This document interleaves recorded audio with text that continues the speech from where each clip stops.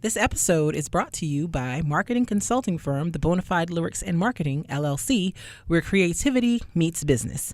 You can check us out at www.theblm.com for more information on how we help local artists and creatives maximize their business presence.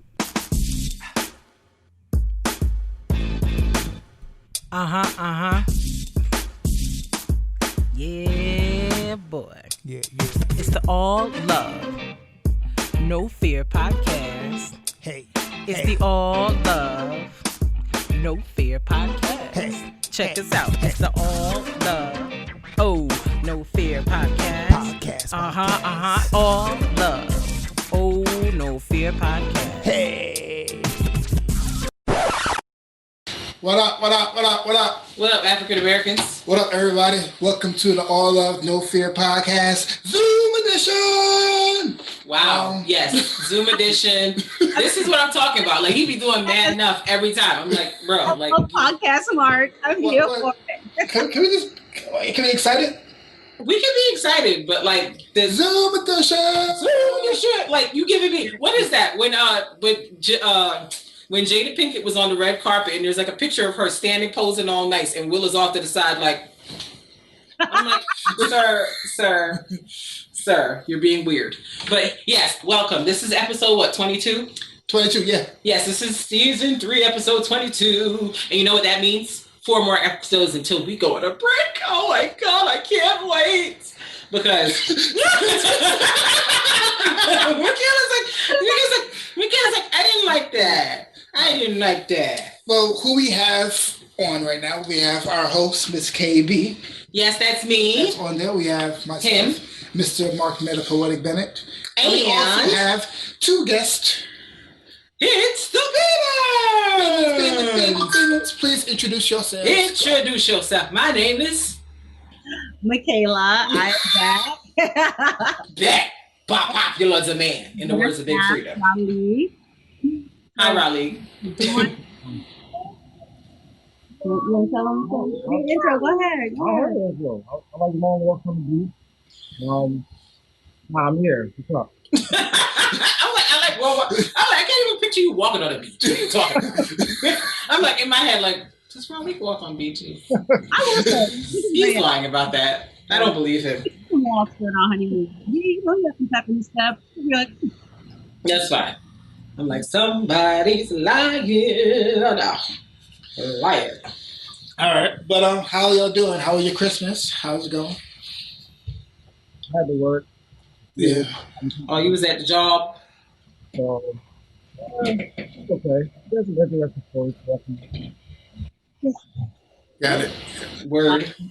Spent it with family, spent it with our son, who will definitely make a feature appearance today. Yeah. Yes. We're That's trying to fine. minimize it, but we know he doesn't. But yeah, I had a good time. Of course. Of course, he goes around the table and comes to where the cord is to try to step on that. It's like, sir, where are you going? But anyway. He was like, I want to step on it. I want to get in the mix. Because kids just destroy.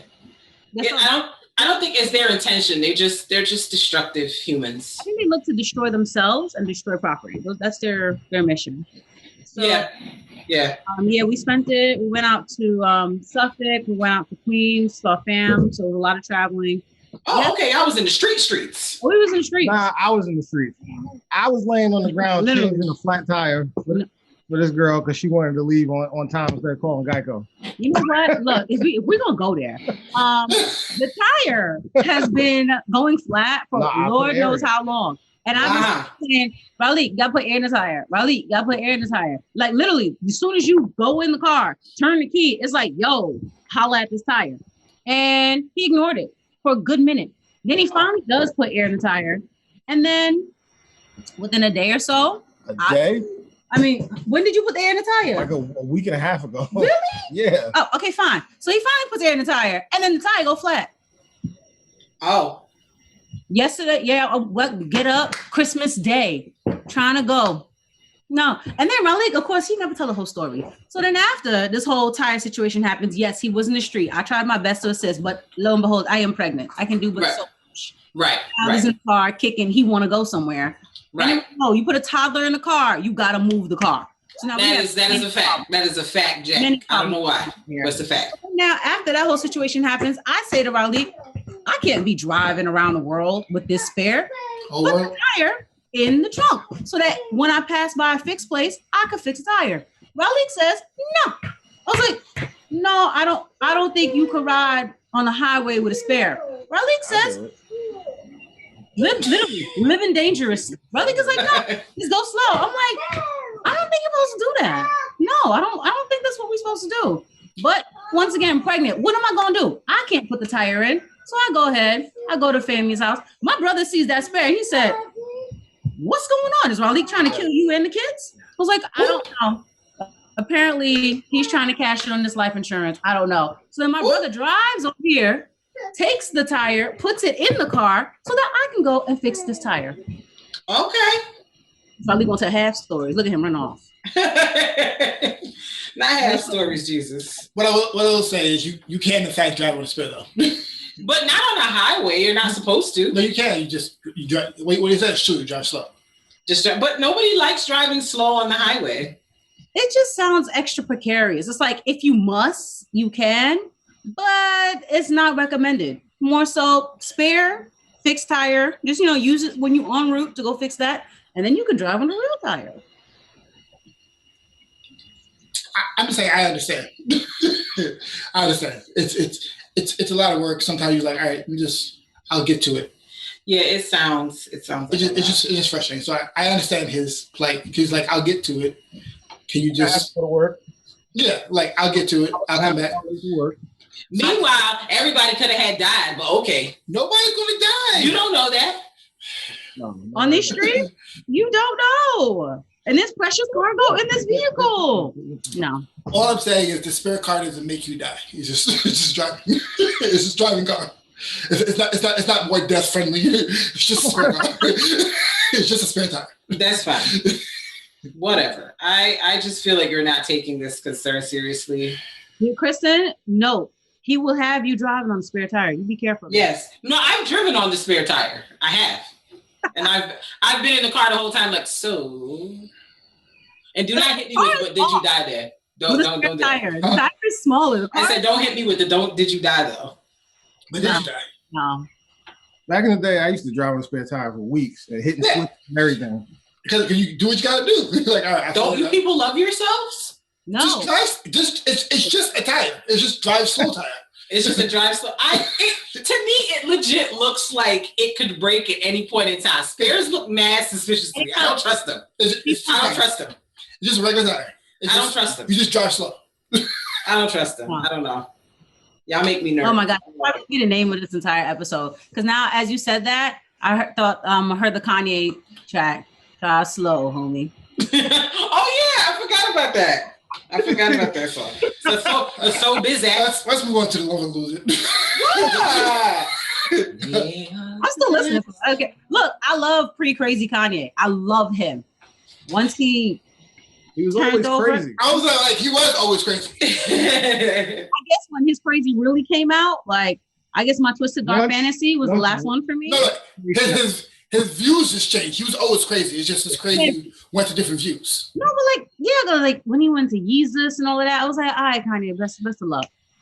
That dude was always insane. So, he really was. He was always. We just wasn't paying attention. Like we was getting distracted by the music. Like, but then you know what it is? I think the music got less quality, and so we started being like, well, wait a minute. Yeah.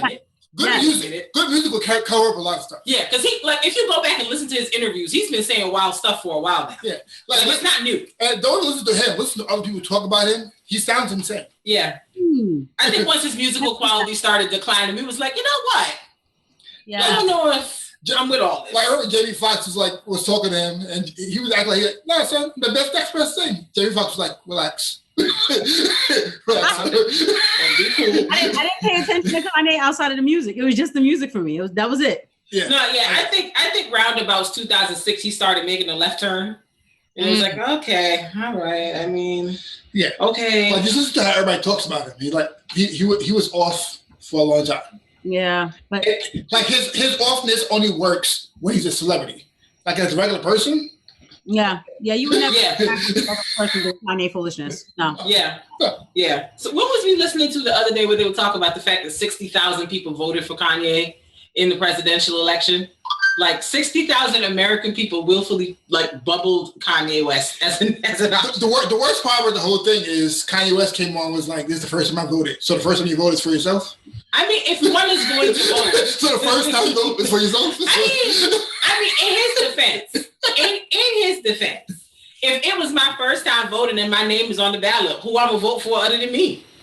I'm just saying the options are me, and me. You only trust the political process when you're the one voting. That's insane.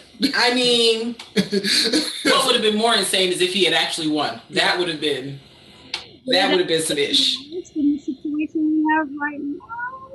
Yes. I mean, First Lady Kim Kardashian would have been something. I mean, you just let everybody out of jail. That's all she do. They're gonna just let everybody out of jail. She didn't do anything. She was like, she's told Trump, "Let him out of jail, and black people like you." That's all she did. That's all she did. And he was like, "Okay." Also, not something that actually does annoy me. Like, there are people working on that case for a minute who did all the actual work. Right. Kim Kardashian was like, "Oh, this is something that intrigues me." Kim Kardashian got this woman free. Pardon? The woman did not have a law degree. The woman was not able to make any of these arguments, write these briefs. Like, no, none of it. Yeah, better put respect on these actual lawyers' names, please. Yeah. And then I think they were trying to like smooth it over, like, "Oh yeah, she's studying for the bar or whatever." And I'm like, funny, I haven't heard anything about that in several months. But back when she was allegedly involved in these cases, she was studying for the bar and she was like lawyer adjacent. I was like, I knew it was some nonsense, but she was like, "I mean, it's just a bar." I was like, "All right, I see what's happening." I was like, all right, let me just. I was taken too. I was not. It's like, wow. Pop around. Just big wow. Like you don't wake up one day like, "I'm gonna be a lawyer." That's not like that is 100% not how it works. That's how it works. But never. In California, they have some interesting way. Like, you don't necessarily have to go to law school. A internship of some sort and work in a legal field, and that would suffice for 3 years of education. I think that's what she was doing. I think that's what this whole thing was. That was the route she was taking. But like, I briefly read up on it, and I was like, foolery, and moved on with my life. I wasn't like, this is some nonsense. I'm gonna head out. That's the whole thing. All right, but it's like, these kids is playing, honey. Play it. But let's get right into the love it or lose it. Hey, love it or lose it. Hey, love it or lose it. Hey, love it or lose it. Hey.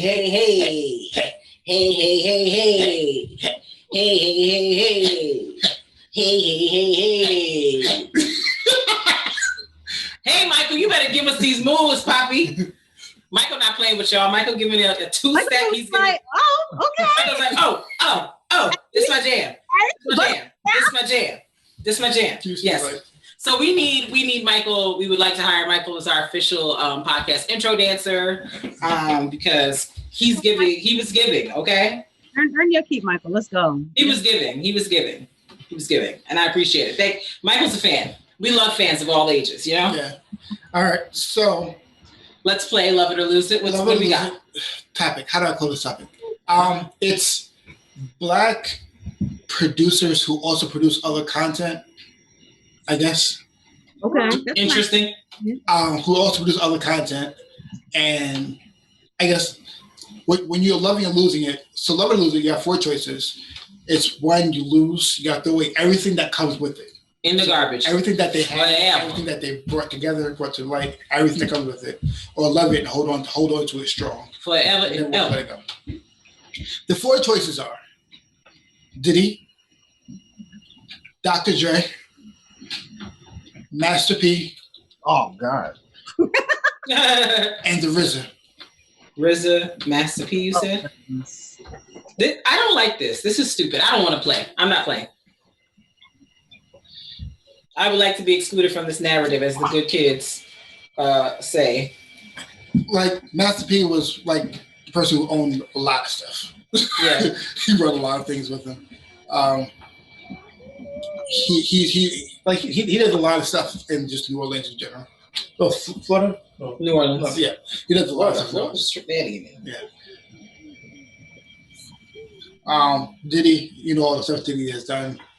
Making the band, a whole Bad Boy. A bunch of one-hit wonders. Ciroc. Ciroc is nasty. I think I got mine already. I think I could throw away Ciroc, but pineapple Ciroc is not bad. My friend made me a drink with pineapple Ciroc and ginger ale. Shout out to Mark Francis. Delicious. I don't like ginger ale or Ciroc, but that combination, I was like, okay. And the Dr. Dre is trying not to pay his wife alimony. I got that, but straight. You brought him up. That's what. Straight out of Compton. We'll get to it. Straight out of Compton. Aftermath. So that includes Eminem's, Snoop, 50 Cent's part. If I guess under that whole thing. I guess. So, but also Beats by Dre. Those are not Nike. I'm just trying to give you. No. And then RZA is the whole Wu-Tang and all their movies and all their shows and all the stuff he forced them to do that they didn't want to do. RZA dad be putting dudes on soundtracks and they be like, "Who said you could put me on the soundtrack, my guy?" He just be like, "Well, it's my music. It's in my computer, so I'm gonna give it to the people." Because he's in control of Wu-Tang brand, not just their individual brand. Yeah. Raekwon be like, Raekwon be like, "Is that me?" He watching the movie Mindhead. Is that me? The worst feeling of like he called it Ghostface like, "Oh, this dude, they'll put us on another soundtrack." How old Who said? He's like, you watching a movie, you're like, "Is that me?" Like that sound like me, but I don't recall having a conversation with anybody about this. So which makes sense because I was very confused when it was like Logic featuring Wu-Tang. I'm like, why did that happen? Yeah, I'm like, who authorized this? Yeah, that happened. That was the thing. Right. On Logic's album, Wu-Tang was in it. I was like, who authorized this? I said, not one member of Wu-Tang's agreed to this. Not one. So you're telling me, before anybody else, Logic's the person who got the Wu-Tang on his album? Like, all right, I see what's happening. A bunch of nonsense is what's happening. He knew who to get in with. Because I'm like, he must know that them dudes are just like, I don't even want to fight. Go ahead, be great, have it, do you. It's okay. It's fine. All right, so we're going to start with the loser? Yeah, start with the loser. Whoever's ready, because I'm not. I feel like I know what you're going to lose. Yeah, I feel like you're going to lose. I was trying to find some. If I say DJ Khaled instead of Master P, will it change anything? Is he black? No. Yeah, I don't. He's black. He's black adjacent. No. Just because he's hanging with us don't mean he black. No. Great, but if I put DJ Khaled instead of Master P, Mark, stop trying to change things. Stop trying to. Because I was with Master P, I couldn't think of anybody else. Yeah. No, Master P stays. If I put DJ Khaled instead of Master P, it doesn't change. You're not black. You let it black. So honestly, look, DJ Khaled has done some great things. Wonderful. The way he puts his son up is great. However, he won't be able. Like I could lose Khaled. Right. So you will lose all his albums. I mean, what Wild Thoughts? I guess is the one that I would cry a river for. Actually, that's not the song at all. It would be like All I Do Is Win. Oh, that got me. Because that's a jam. All I Do Is Win. I'm so hood. I wear my dad below my. But that's like what's the alternative? Wait, but is he in the competition? Is he in the running right now? Exactly. Like he's done great things. But and it's like, oh, I'd be like, dang, all right, all I do is win. Okay, so if it doesn't change anything, I'll leave the Master P. I would lose. I would hold my nose and lose him. Okay. All right. Same person. Yeah. I just couldn't think of somebody else. That's all right. I was like, I need somebody else, and I was like, I know Master P. I know everyone can choose Master P, but I don't know who else to choose. And I asked you 4 choices. Somebody gonna be mad when they hear this. Like all of us losing Master P. Some Master. No. New Orleans probably that is because he's very New Orleans. New Orleans loves Master P. I don't know how anybody likes that. I'm sorry. Yeah, what, Master P? No. The worst thing I've ever heard in my life. That's the worst. About this. We just like it's a New Orleans thing. That's not me. Oh, okay. No, not the worst, Rodney. I understand what you're saying. Like I said, this is a very New York podcast, so like you used to get New York takes all the time. It's a very New York take. But like in terms of New Orleans notoriety, Master P is like up there because he like just outside of his music, all the things he's done. All right, let me look this thing up because I'm like. Because, I mean, didn't he have like a documentary? Like it was like the No Limit documentary or whatever. And that Limit documentary was fantastic. He has done so much in New Orleans in general, so much. Well, the streets say he cheap. He's cheap. Yeah, because it was like a whole thing with I think his mother or somebody in the family passed away, and it was like a whole thing. Where the family was like, "Oh, he ain't done nothing to help none of us. He didn't pay for his mom's funeral." And blah, blah, blah. I don't know how true it was, but I don't know how true it is. Number one, I don't know his relationship with his family. I don't know how that goes. Yeah, it could have been. It could have been pretty dark. It could have been. It could have been.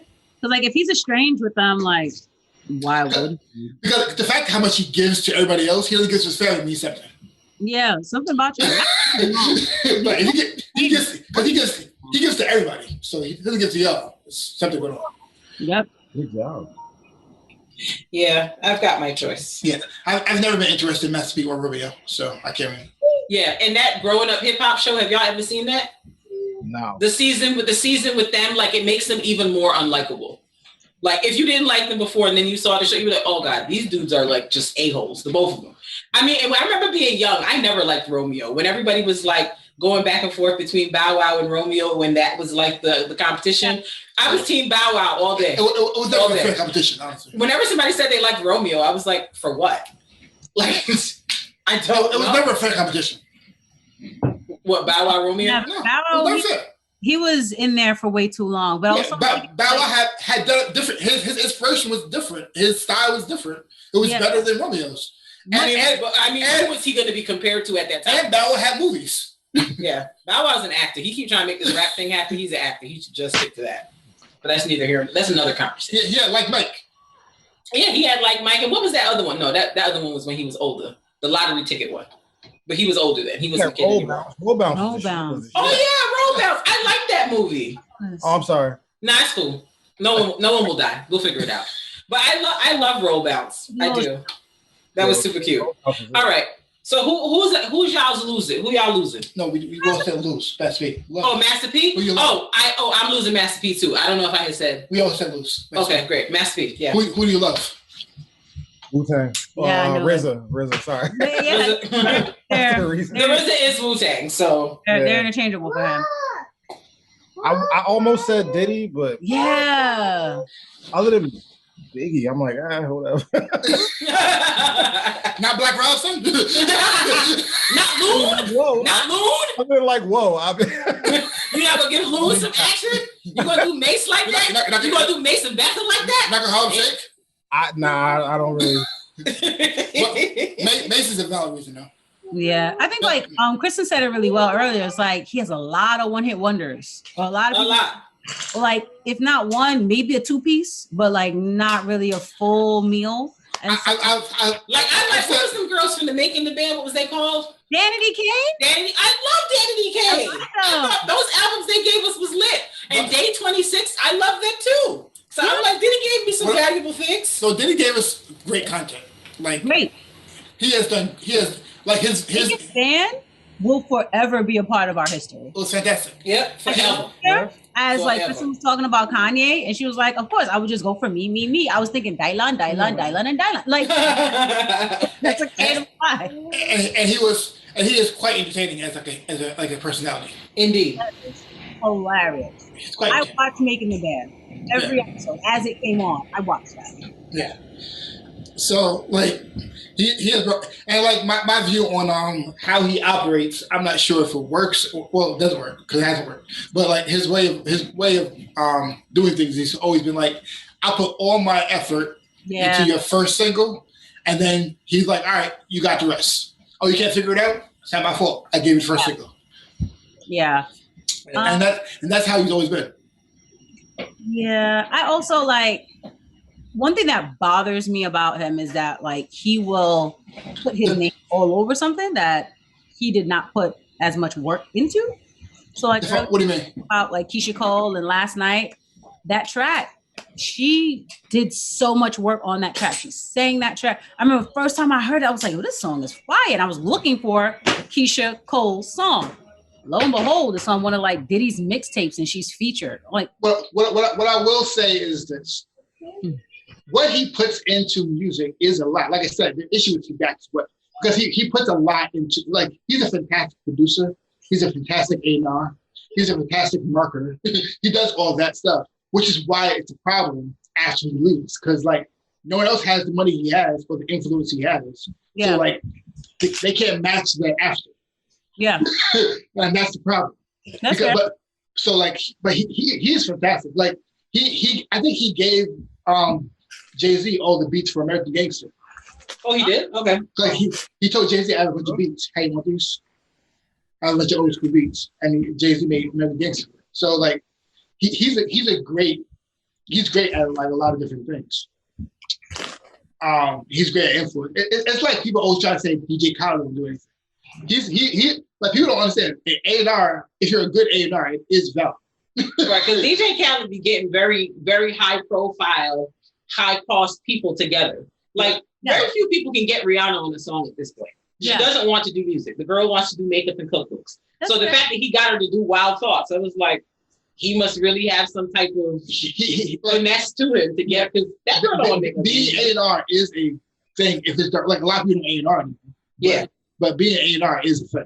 Yeah. He has some like musical curators. Yeah. Yes, he's a very good musical curator. I'll give him that. So that's what I said. Like, did he, like, what he does is fine. It's just the problem is he backs away like, all right, you got the rest. Right. And if you're not don't know how to do a lot of things, it doesn't work. Yeah, and I think it's kind of unfair when you it's very unfair. Because I'm like, to put a new artist out there after like you spent like 10 million on my thing and then expect me to figure out with my not 10 million budget how to get the same thing to happen to life. Like, no, it's not possible. It's not making sense. Like, how am I supposed to not do a one-hit wonder? Like, is you giving me money when you depart? Like, how does this work? Like, help me understand. Figure it out. I ain't even gonna hold you. I don't like him as a person, but my love it is Diddy. He's just giving too much to the culture for me to be like to throw that away. Yeah, like Wu-Tang is all that's cool, but like I don't care. Like, to be honest, I can't give up on that many rappers like Method Man, Raekwon. It's too many. It's too many. Yeah. I feel y'all. I do, because I love Method Man. I do. I feel y'all. But yeah, Diddy's giving me way too much. He's giving me even with the one hits. He's giving me too much. He's giving me too many remixes in the 2000s, like just mad remixes. I Need a Girl remix. Come on. What do you mean? Come on. Drag that oh my God. Hey, guess what? He turned that man crazy right after that song. I mean, no lies detected. No lies detected. Not a lie in sight. Yeah, Diddy has ruined plenty of lives. Plenty. And for that I do not forgive him. But I was still bumping. Well, I was playing what's that Got Me Going, that Day 26 song the other day. Mm-hmm. And I was bumping hard too. I was like, got me going, you got me. Listen, I was getting my life, okay? My life. Yes. Getting my life. Oh, with the singing back, yeah. Like I haven't heard I can honestly not think of a Diddy produced song that I don't like. Not one. Even what was that one that came? I heard it the other day. That Nicki Minaj is on. You can put it up and get it. They never could salute them. Young Money. Hello, good morning. Oh, hello. Good morning. Mm-hmm. Yeah, I like that one. I was like, that came on the other. I was like, yes. I can't think of a Diddy song I don't like. Not one. Every single one. I'm like, all right. Me and Riley thinking that. Y'all thinking like, y'all like, wait. Tracks. Hold on. Oh my God. I searched Diddy songs. He said the worst Diddy tracks. I'm like, I can't think of nothing. Like everyone I think of, I'm like that too. Like that too. Like that too. We could find one that we don't like. Well, and this is coming from a legit non-fan of him. We go mad hard to find In the words of Sean J.C. Carter, men lie, women lie, numbers don't. Numbers lie too. People can, men and women can make numbers lie, but raw numbers don't lie. Okay, it's a difference. I mean, it might be popular, but it might not be appealing to my ear. That's fine. That's fine. That's real. What's up?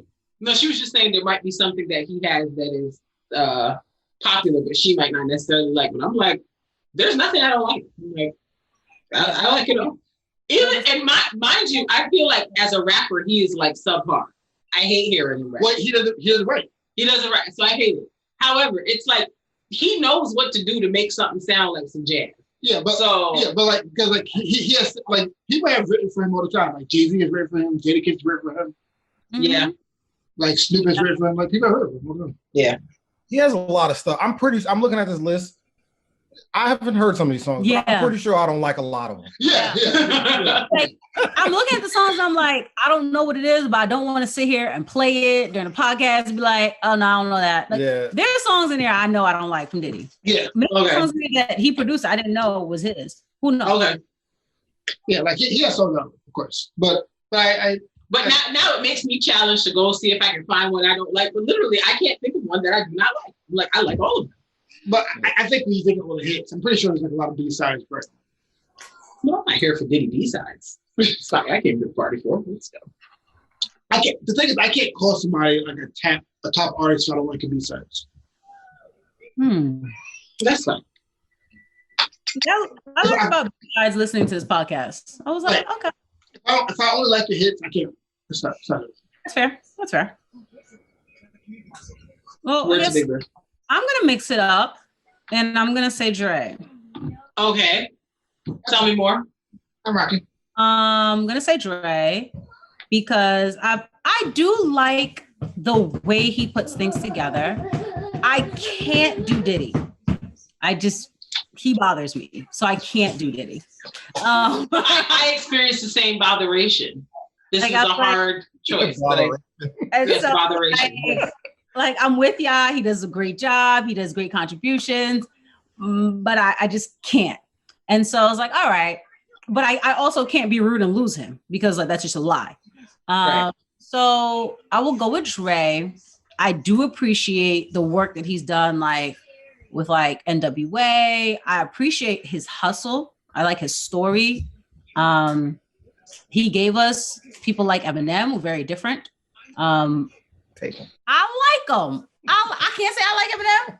You like him? Dang. Alexa, get out of here with that malarkey. I said his name, the name that should not be spoken. And so... Is he Voldemort? Is Eminem Voldemort? What happened? No. Never mind. I just had a nerdy Harry Potter reference. Go on. Oh, Voldemort. I was like, what? I was like, Baltimore? He ain't from Baltimore. That's what I heard. I heard Baltimore. Yeah, I was like... You're like, Baltimore? No. So I like that about him. And I think I'll definitely go with Dre for that. That Straight Outta Compton movie was very good PR for him. Mm-hmm. I'm sure there are many inaccuracies to that story, but if you're going to tell the story, you're going to tell it the way that makes you look the best. So look, history is written by the victors. Exactly. Right? It's like a temptation story, right? People were mad about it, and some people said it was inaccurate, but it was like that's why all the Wu-Tang victory, all Wu-Tang documentaries got Riz looking great. Yeah. Riz out here taking advantage of people and putting people on soundtracks. I hope the people just get paid. No, I'm sure they get money, but I'm sure. Yeah, they just. But it would be not what if you did a song in the studio with RZA and you hate how you sounded or you hate your verse, but you never get a chance to fix it because RZA just puts it out. It's just like, well, I guess that garbage is out there for the world to hear. That would stress me out as an artist. Like, oh, I didn't like that, and now it's like out there. They need a Wu-Tang documentary. The story is, do not get in front of a mic with him because he will. It's going to end up somewhere that you're going to be like, what's that? They need a Wu-Tang documentary not produced by RZA.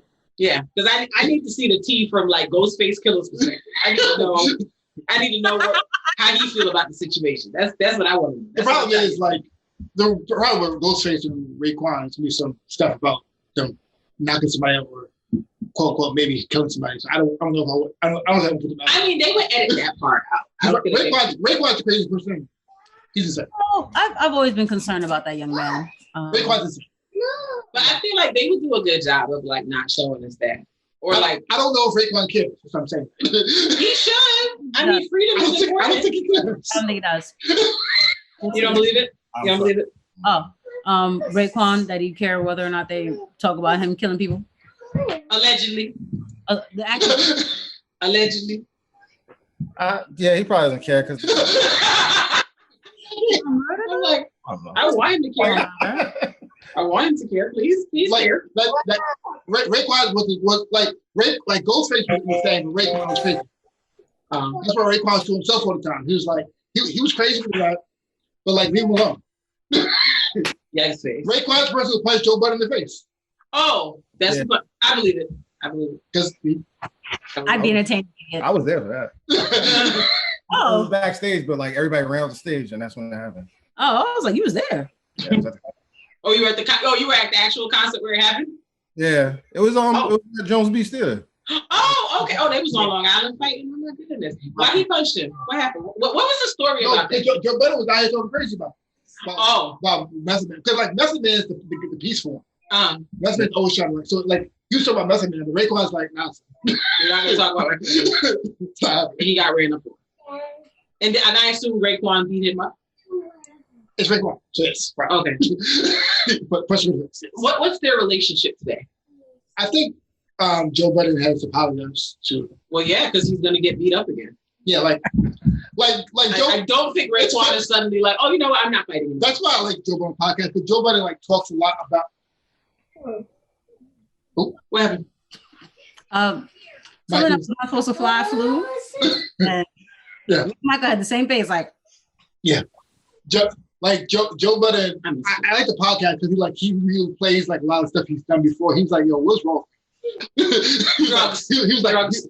He was like, I was on the drugs doing a whole bunch. He was like, I would be from Wu-Tang. What's wrong? Do I like my life? Problematic person. The more I hear about him, I'm just like, no, thank you. No, but the thing is, he recognizes he was problematic. Yeah, because he was doing some heavy drugs. Like he talks about how he used to do angel dust and take all types of pills. Like he should be dead. Yeah. Given the amount of drugs that he was taking and the type of stuff, yeah, he's lucky to be alive. Look, so he talks about all the crazy. He's like, yo, I was violent. He said he's apologized to everybody because he was like, he was doing the most. Yeah. He was doing the most. He's being a young. He about to be for everybody. Yeah. At least one time. Yeah, and he's a Virgo, so you know they always love to tell somebody something that's unnecessary. They just can't help themselves. They always have to share unnecessary information. So. Yeah. But Mark, what's your love it? I keep going back and forth between RZA and Diddy. I think I'm gonna do RZA. Okay. I feel like all four people that I chose, they're like, I don't know if I like them themselves. I like what they produce. Okay. Like I'm not sure if I like them themselves, but what they've created, what they produce, I like, and what they've branched into, what has grown from them.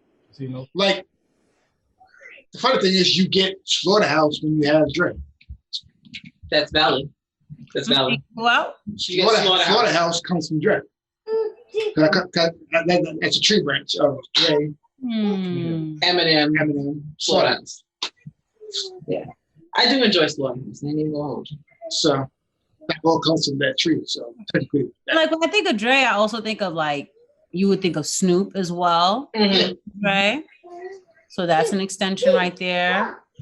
And also, I feel comfortable saying that I would associate Kendrick with them, and like no, you should, because Kendrick comes from it. Really like Kendrick. So I would go to say that you couldn't actually put Tupac with Dre. Yeah, I guess you can a little bit. Yeah. Not directly, but like, yeah, because Dre and Suge had a thing going at one point. Yeah, it's the same camp. Yeah. Then they Something split, like that entire family tree. I would feel comfortable holding on because like right now, somebody that I can say like he puts anything I'm listening to, definitely Kendrick. Yeah. Nate Dogg. Yes. Yeah, Nate. What movie were we watching the other day where Nate Dogg was there was like a Nate Dogg song on the soundtrack? Anything that came out in 1990? No, I can't think of what it was. Something we were, and I was like, Nate Dogg. Because Nate Dogg, like almost every movie that came out, black movie that came out like the early 2000s, late 90s, was like Nate Dogg was on there. That man was the king of hooks. Yes. Nah, for real. Yeah, legendary king of hooks. Any hook. Like it's funny because like it's not a friendly one because kid friendly one, but I'm just like the one that just popped into my head is area codes. For some reason, yes, yelled in my head. And I was just like, again, legendary. How do you make hook out of that? How do you make that? Exactly. How do you make something so grossly inappropriate, like so bumpable? Yes. Like that song is like just mildly offensive. I got.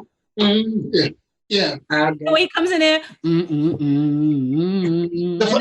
funny thing is like when they had the versus battle with what's it called? Chris? The one just passed. Oh, just Pat? Oh, Too Short and E40. Yeah. I was in my mind. I was like, are there like California artists that I really like? I was like, yeah. It's just I don't know if I like Bay Area rap. So like, because like I only one to go. That's my only one. That's all I got. I don't know nothing else beyond that. I like that. No, you probably know a lot more songs than you think they do. Like if you listen to this, there's a lot of songs you didn't know that was them, but you liked. Like there's a lot of songs you liked. Blow the whistle. That one. That's my other one. Oh yeah, I like that one too. Those are my two songs. That's why I didn't watch that verse because I'm like, they about to play 20 songs, but I only know one each between the two of them. No, you know a lot more. Oh, you know a lot more. See? I don't like it. I'm just saying. What? Ghost Ride. She says the same song, Ghost Ride the Whip or whatever. Oh, okay. I can't listen to that. Those are two. They're fun. Those are. Why you can't listen to it? Why? Because you don't like happiness. What is associated with niggas jumping outside their car and just like no, it's dumb. I'm sorry. Fun. I can't. Happiness. I can't. Happiness. I'll be happy. Let them be great. Let them be great. Oh my God. Let them be great. 40 was his. You go ahead. Continue. Sorry. No, you. But like I realize I like a lot of California stuff. Like of course Snoop has like I guess his first album might have been like in my top 10 albums of the time. I hear His first album? His first album was like, I think it's might be my top 10 albums of all time. Let me look this up. Warren G was great to me. Oh yeah, Warren G. Okay, like I said, Nate Dogg. Y'all gave me the side eye when I said Dre. I mean, I gave you a side eye because of him personally. No, I ain't allegedly. I was like, I ain't gonna wow. Dre is good. Dre is cool. I'm gonna run through these choices. I feel like each one of these people is problematic and catches a slight side eye. That's what I said. Yeah, everybody here is problematic. I said they're all problematic. So you can't hold Dre until a heavier bag of side eye now. No, I think I practiced my Diddy love by that nigga's garbage. But yeah, I think you're starting for all of them. But they're all relatively questionable. That's why you based off what they create. Oh, I didn't realize Snoop Dogg and Nate Dogg were cousins. I just learned something. Yes. Oh, the Dogg family. The Dogg family. I'm dead. All right. I'm dead. Awesome. So that was Love It or Lose It. Hey, love it or lose it. Hey, hey, hey, love it or lose it. Hey, love it or lose it. Hey, hey, hey, hey, hey.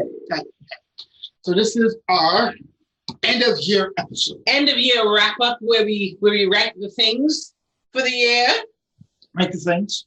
So it's Dr.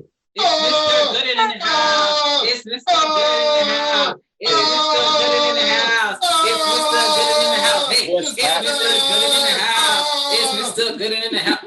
Hey. Not that. Hold up. I was here on time. I didn't get nothing like that. Well, because you came on time, honey. So you had personal time with us. to talk with us. And well, it wasn't as excited. I was excited. I can't even say, come on, shoulders. Come on, necklace. I said, McKiller's in the house. I said, McKiller's in the house. Hey, Raleig's in the house. He not here right now. Raleig's in the house. He not here right now. Raleig's in the house. He not here right now. Raleig's in the house. Hey, Raleig's in the house. Yes. All right. Doctor, we just ended Love It or Lose It. We just ended Love It or Lose It, and we're not going back for you. Oh, so, okay. I just wanted him to know I'm not singing the song again. It's just not. Nope. It's not gonna happen. Cool. He's the prodigal guest, so they got real excited. I'll give you the 4 choices, and we'll come back to you. Yes, we'll give you the 4 choices. You can think on it. Okay. No problem. It's Dr. Dre, Master P, Diddy, RZA, and RZA. All the stuff they created. All the stuff's created in terms of art, movies, content, everything. All right, we'll come back to you. Cool. All right. So this is the end of year wrap up 2020. Yes. Even though 2020 was the trashiest of years, word. A lot of good good media came out of it. Word. And we wanted to kind of talk about that.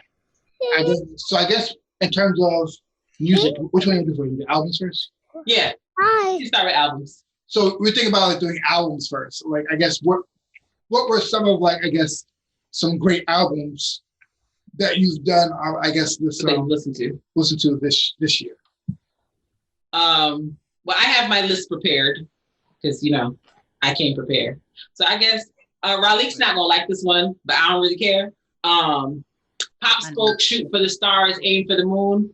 That was one of my faves. That was my walking around summer album. When I would go walking in the afternoon, I would be bumping that Pop Smoke in the ears. That Shoot for the Stars, Aim for the Moon. It was great. And then they did a remix one, also great. Loved it. It's great. Rest in peace to the young gentleman. I think it's crazy how, and it's crazy how in death, artists get way more play than they would have if they were alive.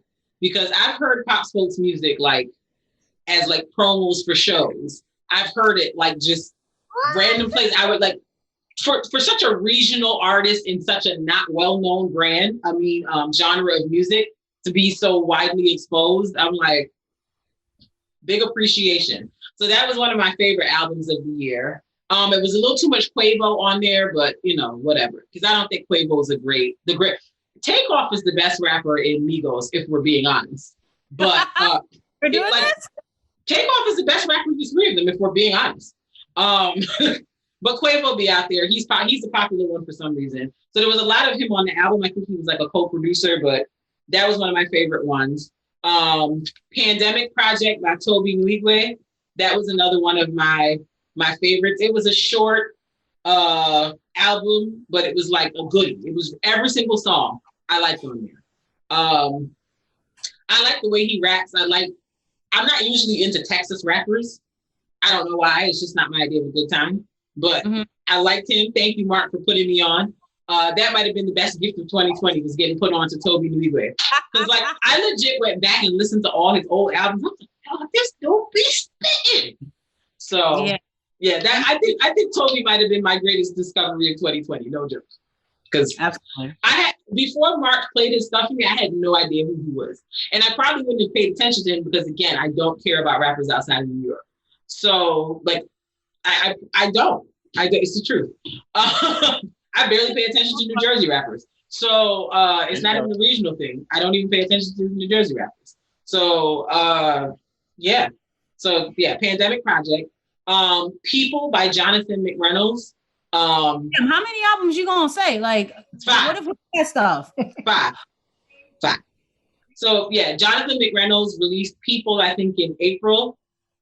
Bomb album from beginning to end. I love his singing voice. I love his artistry.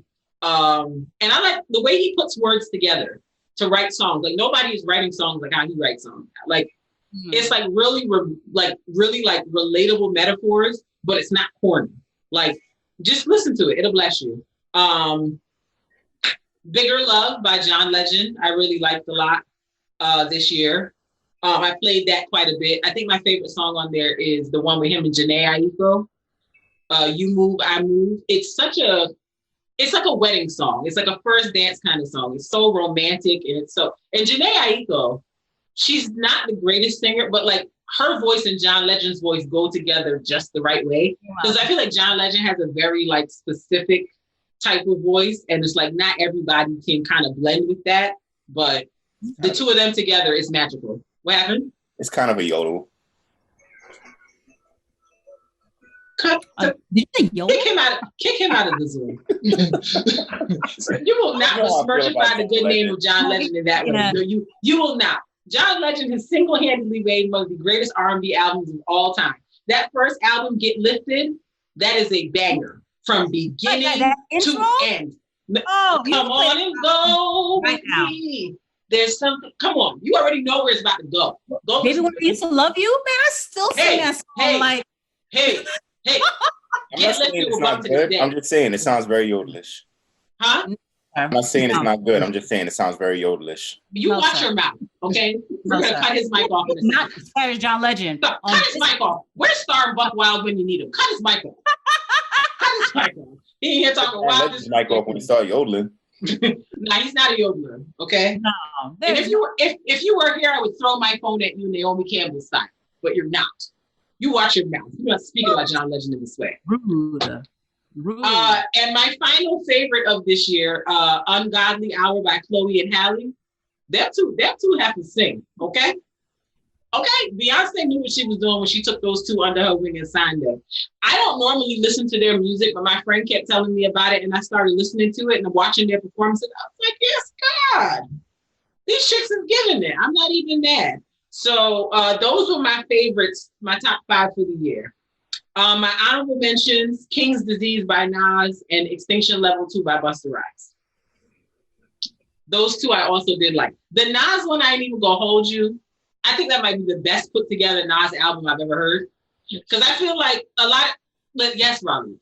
There is something to be said about sequencing. Raleigh is like, excuse me? Because Illmatic is still alive. No. I didn't say it was the best. I said one of the best put together Nas albums I've heard. No, I understand. I didn't really like the album that much. Okay. Because I feel like I've heard other albums of his and I've been like, so y'all just do some songs together. Y'all just say, here, songs.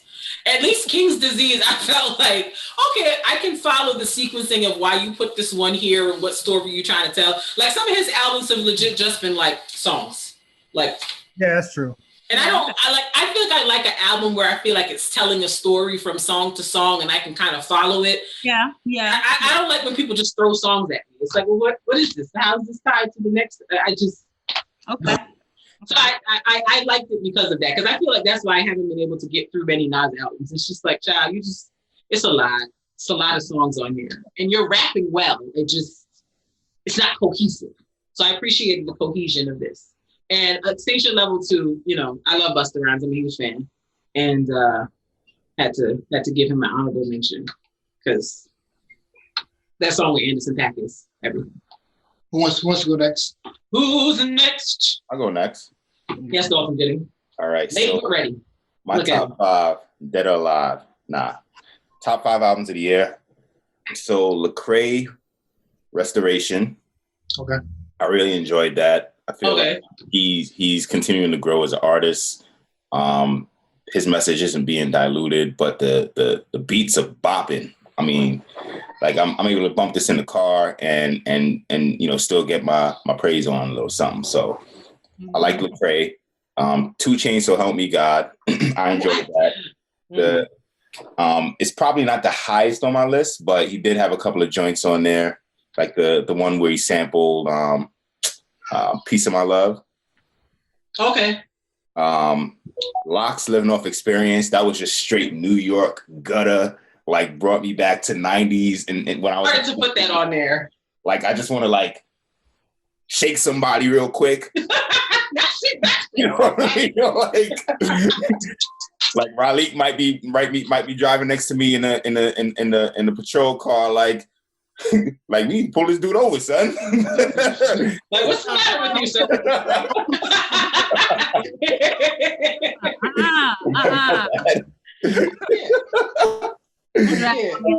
Rude. Nah, I'm kidding. But nah, that like just brought me back to classic New York hip hop, man. I said I'm glad that these guys are like back and worked out all of their issues or whatever.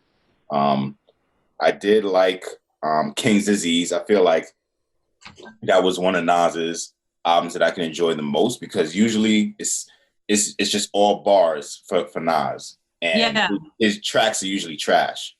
Maybe he has like out of an album of like 14 tracks, like five tracks have like good beats, and then the rest are like garbage. I'm like, I can't even listen to this. I can't get through it. You know what I'm saying? But this album had like track after track. It was hitting. I enjoyed the message of behind his lyrics. As always, he has deep content, so I enjoyed that. I wouldn't say it's his best. No. Because then you got stuff like I Am, you got Illmatic, classics. So, but this is definitely in the top 5 of his albums that he's put out. Yeah, especially considering that like 7-song thing he put out like 2 years ago. That's the album that won't. It never happened. No comprende. No comprende. I know what you're talking about. It never happened. It never happened? Okay. All right. I remember it. Nope. Now you're cursing. It never happened. Okay, fine. It never happened. You see, what was that? Was that 4 or 5? Yeah. Was that 4? I think it was 4. And my last one, this might surprise you, Kem, Love Always Wins. Like, Kem has a dope, like, chill vibe. Like, you can play it at a dinner party. You can play it when you just, like, want to mellow out. Like, I enjoy Kem. And actually, someone put me on the Kem, like, back when me and Mona were getting married. It was a friend of ours, Jolynn. And she played, like, in the background. And it's like, oh, this is cool. Who's this? Oh, it's Kem. I never knew his name back then. But yeah, I really did enjoy this album. And it was quick, too. Oh, nice. And then to your point, honorable mentions, I will mention the Busta because, gotta show love there.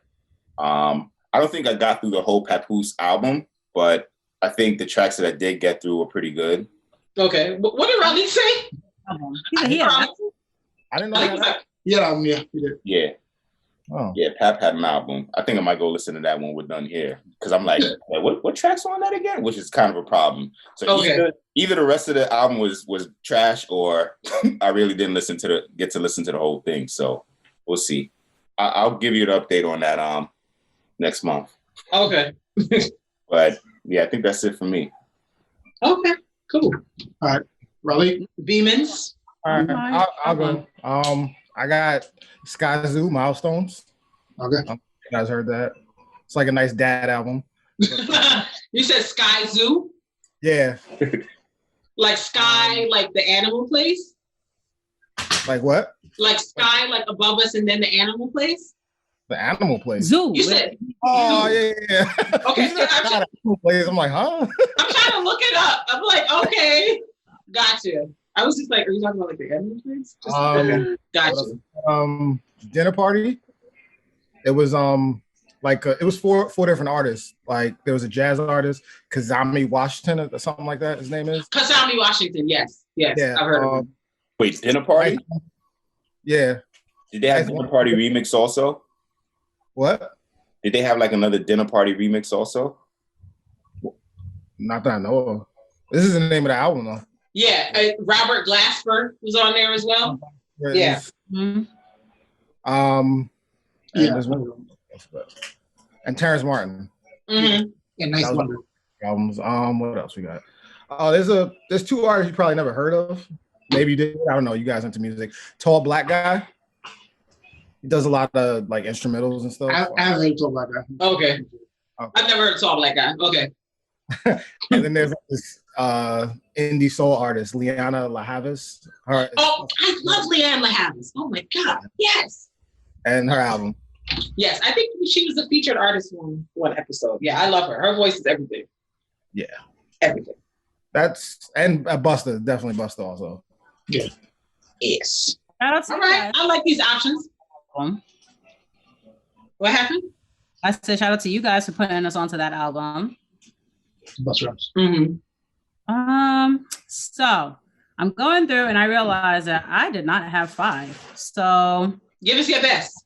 I'm gonna give you what I got. The best that I got. You stole like 2 of mine. The Pandemic Project, because you guys put me onto Toby Nwigwe, so I really liked him. Bigger Love with John Legend, love that one. Also Tiana Taylor, the album. I really enjoyed that album. I played it several times. Yeah. And I will put this in 2020 because this is when I was exposed to it. Hamilton. I know the albums and the mixtapes were much older, but definitely once I was able to get to see Hamilton on Disney Plus, I was all about that life. So I was listening to the like actual original one and then the mixtape with all the different artists redoing it. So I'm going to shove that in there to my 2020. All right. We appreciate it. The Hamilton is lit. I'm glad I finally was able to see it and finally make sense of, because I've listened to the mixtape before, but I was just like, I don't know what this means. But now I've seen it. Before you saw it? Like, how did you have the context? Because, well, we have a friend. I don't know. Were they at the? No, you've never met them. We got these 2 Caucasian friends, Matt and Terry. Shouts to them, and they're into theater. So like they went and saw it, and then like their son is really into it. So he did like a whole thing for one of his birthdays, and that's how we started hearing about him. Like he did like a whole like he did like 3 songs. Yeah, for his birthday, because he's also into theater and art. Like his parents are. He was like 12 at the time. Okay, because I'm like, some of those songs are a little inappropriate. So I'm like, which song did he do? He started with My Shot, and then the two after. Yeah, and then the 2 right after. So that was our first like introduction to like Hamilton. So I was like, okay. And then my friend saw it, so I kind of knew like what it was about. I actually know. It might have started with Aaron Mercer. My Shot, and then I think the other one was when the guys go back, they're going back and forth. The battle? No, Hamilton and the person who was trying to make the announcement. They don't speak for me. Okay. When they're trying to fight about whether or not, like the revolution. The revolution. Yeah. They not have your interest at heart. Yeah. Y'all have to understand. I've been sick of Mark for the last like 3 months. Mark saw Hamilton and like would not stop playing it. Like would not. You sound like Raleigh. Would not stop. I was like, bro, can I not? Yeah. You sound like So, because like enough after that happened, I was like, oh, my whole world is open to a new thing. Oh no, played it all the time. He'd make fun of me. I don't care. I'm like, you're an adult. What you said, Dalton? I said I missed the whole free Hamilton preview wave. No, you gotta pay for it now? No, it's a Disney. It's on Disney Plus. You have Disney Plus? Yeah, Disney Plus. I think it's still there. Nah, I don't got it. Yeah, you gotta get Disney Plus. Yeah, somebody give me a password or a login. Or just do a 7-day trial. Or just do a 7-day trial. Watch it and cancel it. Dang, they only give 7-day trials? Jeez Louise. Yep. Yeah, it's on Disney Plus. Yeah, I want to get the 7-day trial for the thing so I can watch that show we started with Your Honor. Your Honor, we'll talk about it. Yeah. All right. It's on Hulu, but like it's on Showtime, and Hulu's showing it. No, that's Prime. No, Prime. Yeah, Prime. Prime is showing. So the name of it is Farmer Refuted. Yes. All right. So my 5 albums are The Allegory. Royce the 5 9. That came out this year? Yes. I thought it was last year. That album was fantastic. Fine. It was. Fantastic. Then I'm going to give the Pandemic Project, of course. Mm-hmm. I think Make It Home was like my intro to the album. And then, of course, Try Jesus came out. And then I heard the album, but I think I like all the songs on the album. What else?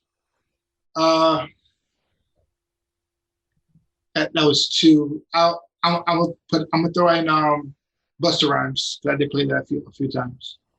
You did. Came out. What else? I'm gonna play the Jingle Jangle soundtrack. That soundtrack was fantastic. Honestly.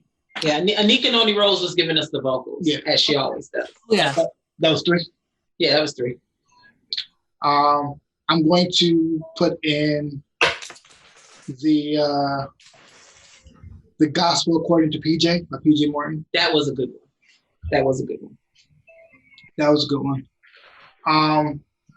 And then I'm going to give it to, where's that one? I'm looking at all my albums on my title. I'll go with King's Disease, Nas. Okay. And the other 2 I'm gonna give for honorable mention only because it was short. Was Redman 3 Joints. That was good. Which is 3 joints. It was legit 3 songs. Very new, very Redman. It's like it's 3 joints here. Yeah, that's for you. And then Sean Smith, Till Death Do Us Art. Yes, I forgot about Sean Smith. Till Death Do Us Art. It was like a quick pack. Yeah, Sean Smith is like this rapper out of Philly, like will bar you to death. Like he's so good. Yeah. He's so good. Like if you want to hear some bars where you gotta be like, stop. What'd he say? And go back again. Sean Smith is that guy. I love that guy. Yeah, Till Death Do Us Art. Mm-hmm. So that is our albums. Yes. So it was good. So I guess we'll stay on music. Do you have like 5 songs you listen to? Like 5 specific songs that you felt very strongly about this year? I'll go first again because I wrote them down. So Cathedral by Jonathan McReynolds is such a beautiful song. Like go if you listen to it, just makes you feel good. Borderline by Brandy, because I don't know if y'all heard, but Brandy sings. Here we go again. She sings. There are people who try to argue me down that she can't sing, and I'm like, your ears are broken. Brandy can sing. Like Brandy got vocal bars. Yes, like when I hear a song, I'm like, what do Brandy hear? That she be able to like put the run in there and she be able to do the ad lib there? Like it's just disgusting. I stink. So Borderline is great. I like this song because it's kind of like a slight remix of 50 Cent's Many Men. Pop Smoke, I Got It On Me. Moving On by Molly Music, who's another one of my favorite artists, and Jonathan McReynolds. And Eat by Toby Nwigwe and Fat. That song is like, I play that all the time. Honorable mentions, this one we played on the podcast a couple episodes back. It's called Church by Sam Henshaw. And Try Jesus by Toby and Jabari Johnson. My 5. If you don't stop taking everything, gosh. Okay, I'll take it out. You can pretend it never happened. So my top 5 songs. You have Rascal by Arma. Do y'all know what Rascal is? The song I played before. Did I play before? I don't know if you played. No, you played it for Veronica. Right. Michaela. When you get a chance, please listen. Go listen to it. It's fantastic. It's wow. It's fantastic. It's wow. Like it's yeah. Go watch the video too. Like I'm gonna send you the link to the video right now. We played it on the podcast. We played it on the podcast like a while back. But I'm gonna send you the video because it's an experience. You can't really explain it to somebody. They just gotta see it for themselves. In terms of just to like something different, I guess Father Figure by Toby. Oh, Toby Nwigwe. Father Figure, which had Voice to 5'9" Black Thought. From the Busta Rhymes album, I think the song I liked the most was You with Busta Rhymes and Anderson .Paak. You came right back and did that. How did you finish with the style? Or something else. Can't remember what it was. I don't know. How many was that? I think that was 5. Oh, I forgot.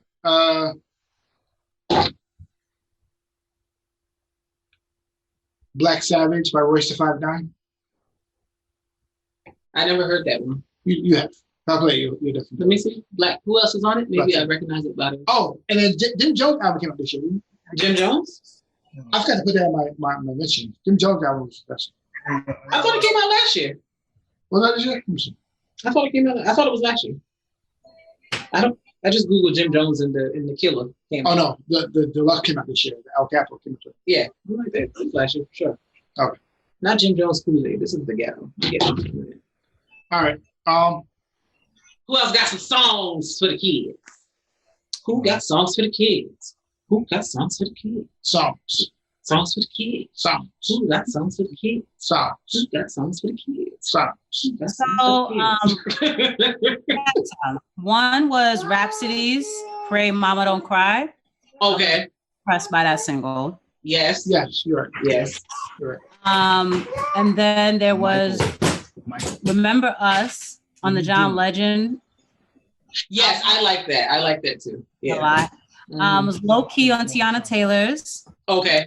For you guys, I got "Try Jesus" and also "Ashamed" with PJ Morton. Oh, yes. Very tickled by that one. And I have to mention the song because it was so polarizing. WAP.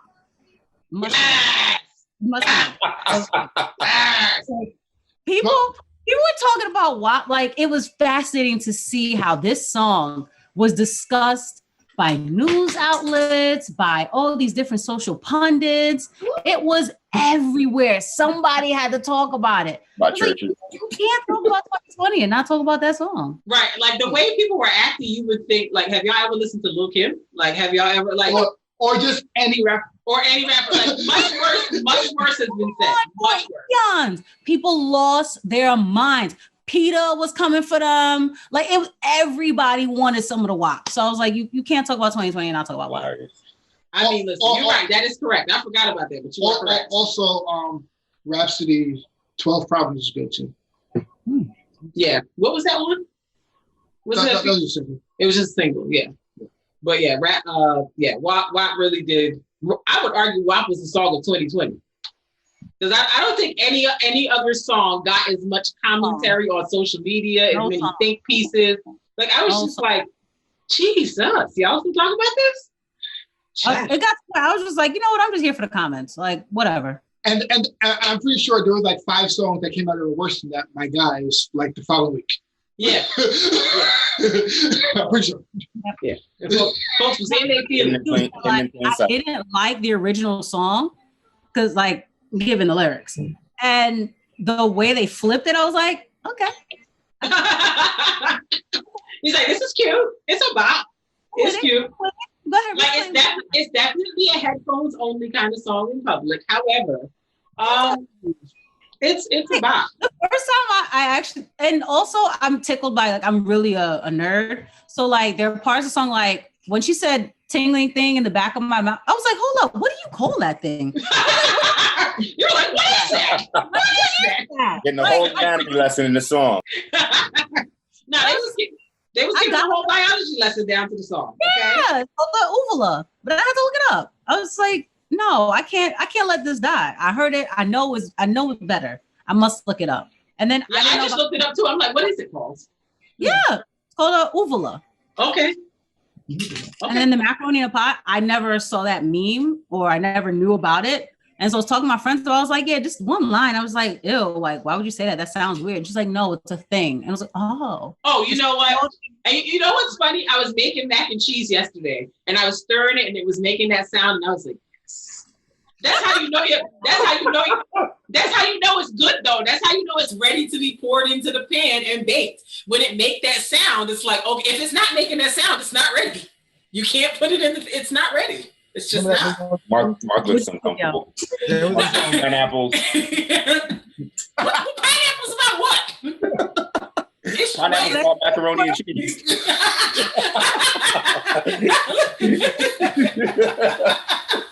Oh, yeah. No. He said pineapples in the mac and cheese. What's happening here? That's nastiness. Who would do that? Okay, you were saying safe word, like the Kevin Hart safe word pineapples? Yeah. Oh, okay. I thought somebody's putting pineapples in mac and cheese. Nah. No, Michaela looked very upset. That's what I say. That's how I had that face. It was like, no, I'm not laughing about this. No, it's not okay. No, No, pineapples and mac and cheese is egregious. Like that is worthy of like hate. Like legit. Like no conversation. Oh my, it is a hate crime. Oh my God, I saw a picture on social media. There was blueberries in mac and cheese. I said, I know they lied. I know they lied. Why is he there? The daughter disappeared? Oh, you said blueberries and mac and cheese. Yes. Yeah, I'm like, daughter was like, no more camera, no more mic. No, sorry, this is ridiculous. I'm not dealing. I won't stand for this. What was the video you said? Oh, there's this Black Chef. He's all over Facebook. I forget his name, but he made some mac and cheese, like some crab mac or whatever. So he started stirring up. He's like, y'all hear that? I don't either. I'm saved. Yes. I'm saved. That's hilarious.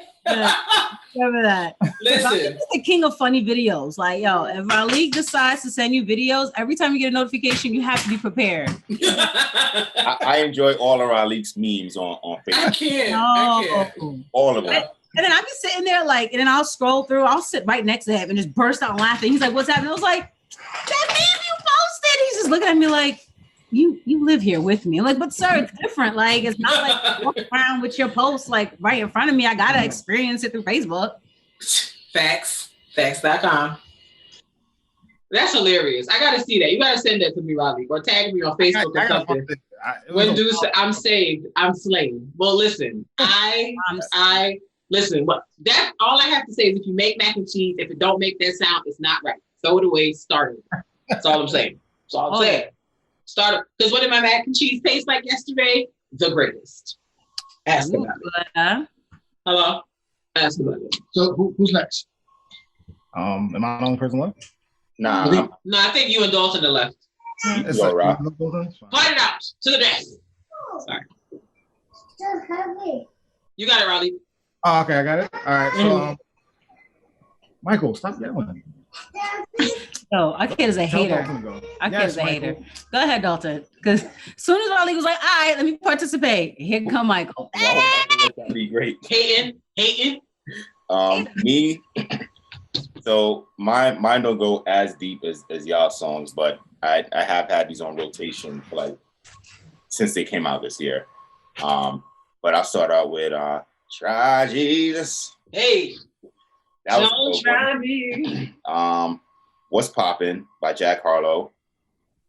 Okay. Particularly the remix with DaBaby, Tory Lanez, and Lil. That's another Voldemort. We don't speak of him here. We don't speak Tory Lanez place. I know he's been canceled. No. What's the name of the song? It doesn't matter. It's Tory Lanez. It doesn't matter. What's Poppin'? Okay. What's Poppin'? It doesn't matter. It's Tory Lanez. Cancel. No, Jack Harlow doesn't have to be canceled. Nah. What happened to innocent until proven guilty? Boo. Exactly.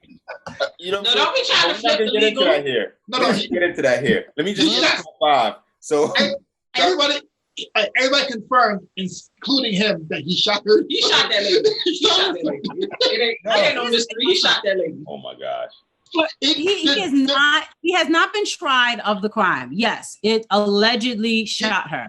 His way of handling this entire situation has been atrocious. Yeah. Like afterwards, I feel like the first statements he made, he was like, how you get shot, but it doesn't hit any arteries or anything. I'm like, sir, what? What are you saying right now? That's how you know somebody dropped out of school to pursue music and never went back. Because they don't understand things. And so if that's the commentary that you're going to put out here as we're discussing the abuse of a Black woman, particularly right at this particular climate, it happened right after the indictment, like the failure of the indictment. It's just no. I'm not dealing with a little half. And he's Canadian. With a whole song about it. Yeah, exactly. What happened? And he wrote a whole song about it. Yeah. And then like a whole IG live thing where we thought he was gonna say something and then like drop the album. That's why Meg opened her album with just straight he was talking wild. That's cool. Let me tell y'all what happened. And here's what's gonna happen if you try to get. I was like, okay, Megan. Oh, she was quite angry. She was very angry. I was like, oh, that's how you open an album. Okay. All right. Let me know where you're at. Yeah. All right. So my number 3 is Laugh Now, Cry Later with Lil Durk and Drake. And I say Lil Durk first because I enjoyed his part more than Drake's. What does Lil Durk look like? I really don't. I do. Yeah, Lil Durk, his look different, has had a different look over the last like 5 years. So because I don't know who any of these Lils are. I have like, no who are idea these kids? I have no idea what he is. Okay, I've seen Lil Durk before. Little, I was like, He looks like he I mix him up with Young Thug. the Chicago Cat. Yeah. Mr. Right Now by 21 Savage. Okay. Locks Move. Okay. And this one gets an honorable mention. It's not technically 2020, but I've been bumping it all 2020. Bop by The Baby. Bruh, I love that song. I love it. I love watching the video. It's everything. The Baby is one of my favorites of this like 2019, 2020. I love it. Yo, that was like the epitome of ghetto peace theater, was it not? Welcome to Ghetto Peace Theater. Everybody's doing flips and yep, I loved it. In the video. I loved it. I should have known that you would like that song because we be liking the same now. What? When that album came out, I think I hit you. I was like, you need to listen to this album. And I think you got into it. You did, and I was like, I like this song. This is very nice. You know what song I'm talking about? Yeah. Oh, I've played it for Mark before. Mark has been like, okay, cut it off. Mark is not into these activities. Mark cannot be a snob when he likes Cameron, okay? I can't. You cannot. I can't. You cannot do that. I can do it. You can't. I can do it. No. You can do a lot of things. I'm not talking about in terms of quality. I'm talking about in terms of ratchetness. No, I know. My ratchetness is very New York. I'm very New York focused on the ratchetness. Really? I'm very New York ratchet. That's like saying my crime ain't that bad. because he tolerates Mark is like New York ratchet is okay. The rest of that ratchet is disgusting. Yeah, like New York ratchet and I'm ready. But you don't want to hear no. You don't. Are you being a regionalist? Yes. Okay. Yes. It's okay. Yes. That's not. Yo. Make a baby from him. Okay. Also, is Annie a ratchet? Yes. Oh yeah. Is who? It's about Robin. I mean, that word technically wasn't out back then. It's hype. Yeah, it's hype. It's ratchet. It's ratchet. It's ratchet. I don't. It's ratchet. Shake the slam. No, I'm not saying slander. I'm saying is Annie Up comes on, people are ready to punch you on the face. I mean, how many college parties have you been to where Annie Up came on? If they were alphas there, they was running all over the room, and everybody else was like, "I'm just hold the wall because this is gonna get real interesting in here." Like I've seen Nat almost fights or real fights pop off at a party because of Annie Up. Because somebody's trying to, because I don't know what y'all problem is, Dalton, but y'all don't need to run around the whole floor. Y'all can just pick a section. But you would just be standing, minding your own business as a regular party goer, and next thing you know, it's like 10 men running towards you very quickly. Like I'm like, so if you don't get don't forget about that. What I will say is everybody side to side. What I will say, I won't even say that. My ratchet is just pre-2007, 2008. Yeah, agreed. I think that's just it. So like artists that came out in 2008 is my ratchet. After 2008, my ratchet goes down a little bit. But how old did you? Is that when you turned? No, you weren't 21. I was gonna say. So yeah, like I think my ratchet goes down because I'll even go with like a lot of down south ratchet from when I was in college at that time. Mm-hmm. Like I'll rock with like Laffy Taffy. I'll rock with like we some headbusters. I'm like I rock with them. Like I rock with them. If somebody came out with a 2020 version of Annie Up, I'd be like, "Ugh, what is this nonsense?" Yeah. I was like, but it's like, meanwhile, Annie Up, come on. Yeah. I'm here for it. Yeah. Like certain songs are ratchet. We try to act like we're not. Yeah, you're right. I was trying to clean Annie Up. We should have played Annie Up at the wedding just to see what would have happened.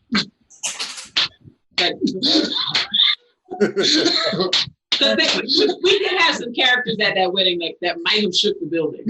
So, in retrospect, I suppose we wanted to have a nice event, but y'all definitely knew what tracks to play to turn the righteous into ratchet.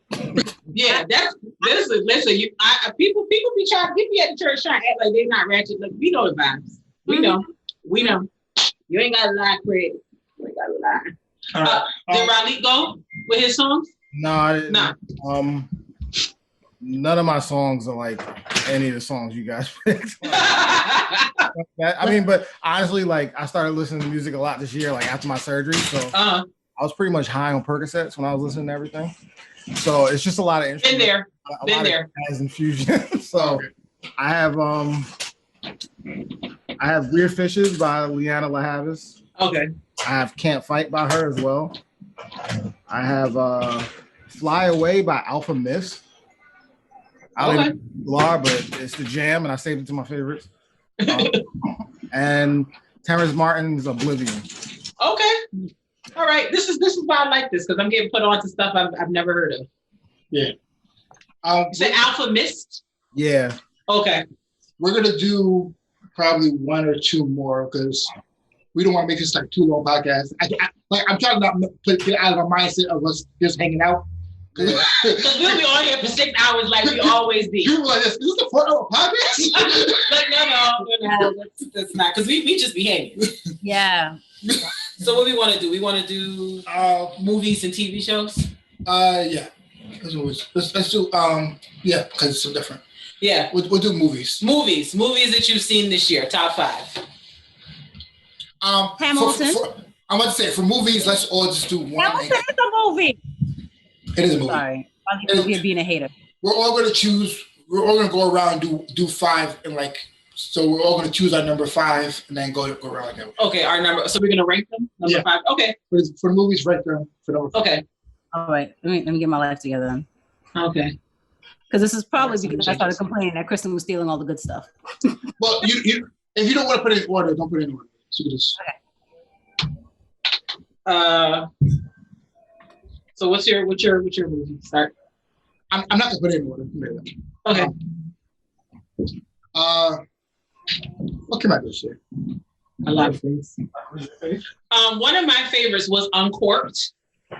I think we talked about it on the podcast at the beginning of the year. It was a movie about a young Black guy who wants to be like a sommelier, and he goes to learn how to be one. It has Courtney B. Vance in it. He plays the young man's father. I think it's a Netflix movie, but it was really good. I can't remember the name of the guy who plays the main character, but it was really, really good. But yeah, it was a Netflix movie. I think it came out in like January or February because it was definitely pre-corona.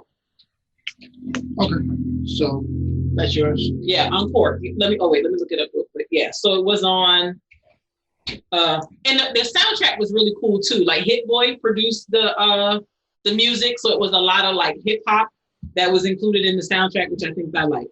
So yeah, Niecy Nash was the guy's mother, and Courtney Vance was the guy's father. And the main guy was, his name was Mamadou Athie. And if you watch How to Get Away with Murder, the guy that plays Asher was also in it. It was really good. You should go check it out on Netflix. My first one was going to be Jingle Jangle. Mark did love some Jingle Jangle. That's my first one. What else? You have anything in terms of a movie that you like to see? One of your top. Sorry. Netflix was playing the intro to the thing. It doesn't have to be in order. I'll be right there. You're on mute again. Let's see. Actually, Bad Boys for Life came out this year, right? Yeah, I was gonna do that one next. Yeah, Bad Boys for Life was pretty good. It was a nice change. Action. I think it carried the sequel on pretty well. Dope cars. So I really liked it. Yeah, I really liked it. It took them mad long to come out with another one, but yeah, but it was good. What you say? That was like that was good. You like it? So compared to the other two, I could have kept it. The nostalgia, the memories on it. Yeah. That was a little shady, Kristin. Come on now. It had some good nostalgia, but I think it was well put together. No, it was well put together. Production value was high. I like how Mike Lowry almost died. Stuff added Mike Lowry almost died. So, it added a little bit of reality to it, like, oh shoot, it might not be another sequel. Right.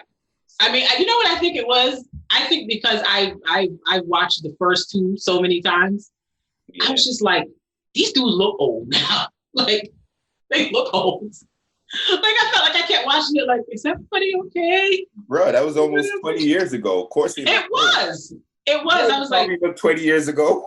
No, I know. But that's what I'm saying. I was like, oh my goodness. Like, I guess in my head, I was kind of like, I don't know what I thought, but I was like, oh yeah, these dudes definitely look their age in this thing.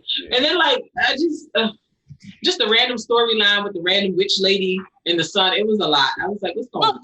That was one of my movies. I really did enjoy Bad Boys for Life. I did. Yeah, that was great. I genuinely enjoyed it. As it was. No, I enjoyed it. I just was like, we were racing and going to the hospital, and like she was giving birth. I was like, man, it'd be real cool if it was Reggie. And it was like, Reggie, yay! It was a great experience. I did love that. You know, speaking of Reggie, you know Reggie is Kristine's cousin. Kristin from the church. What? Yeah, that's her cousin.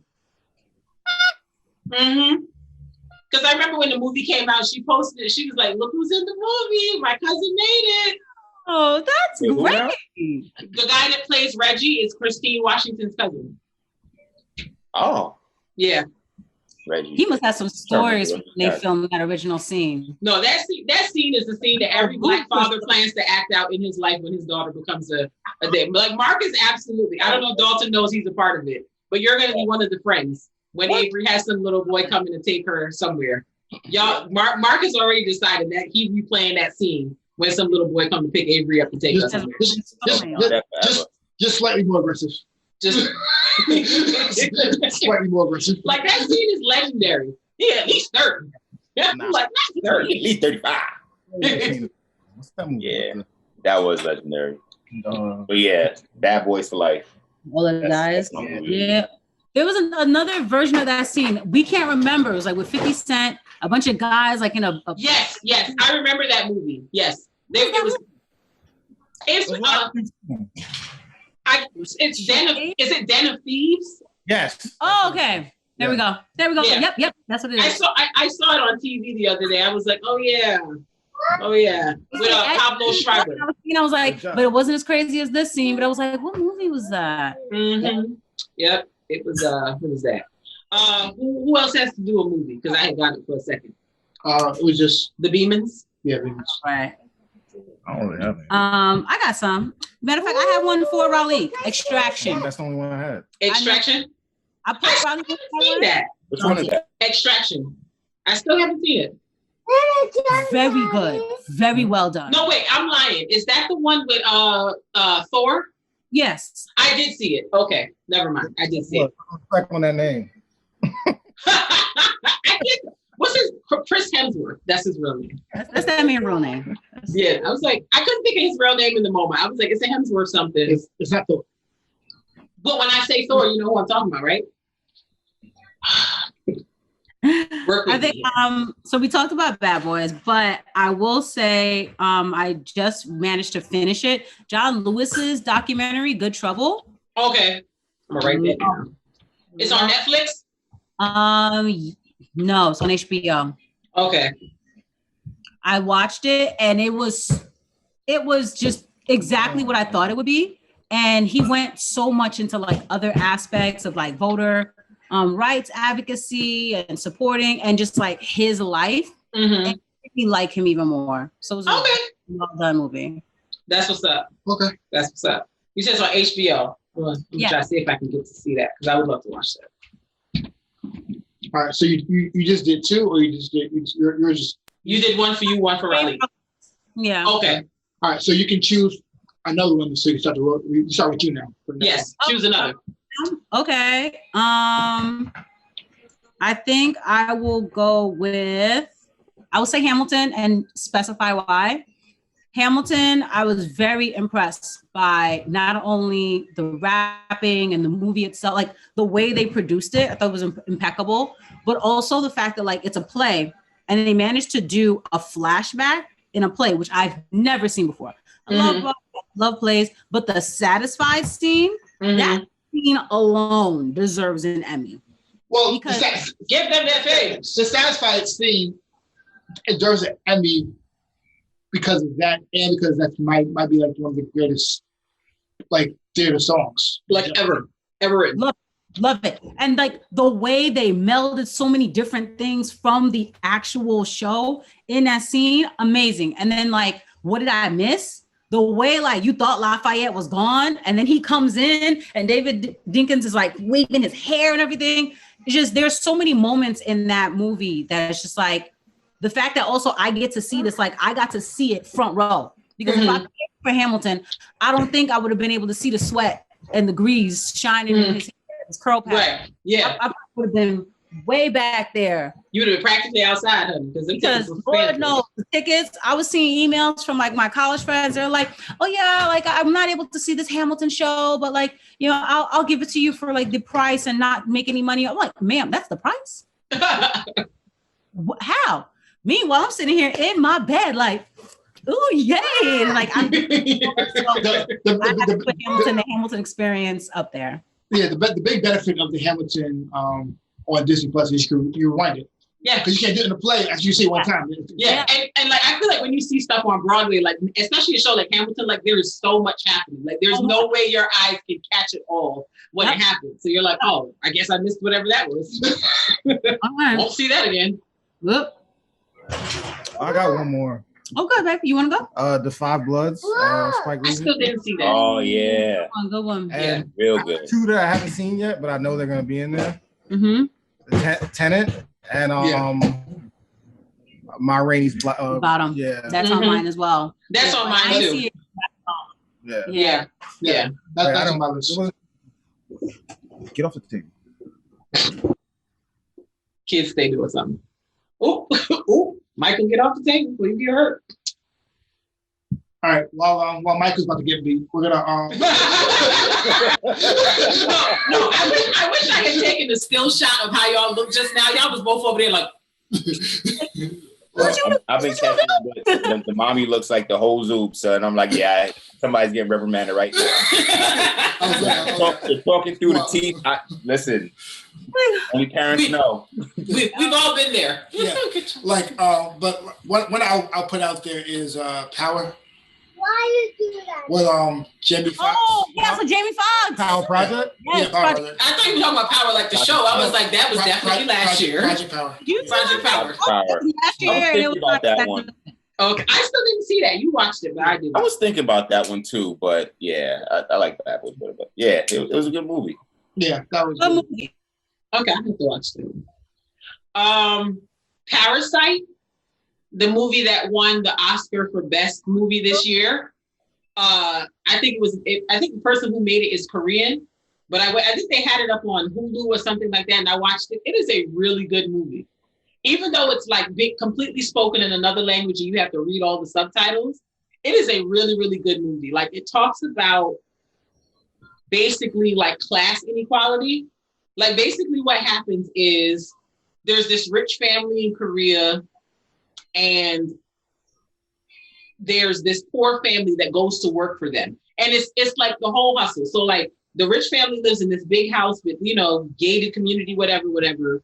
The son of the poor family becomes a tutor to the daughter in the rich family. Then he hustles to bring his sister in to be the art teacher for the younger sibling. Then they hustle and get the mom in to be the housekeeper. They hustle and get the dad in to be the driver. Because basically they all broke. They living in like some sub-basement apartment that looks crazy in like the hood of Korea. And I guess like foreign hoods be looking a little different than ours. Ours are real upscale compared. No.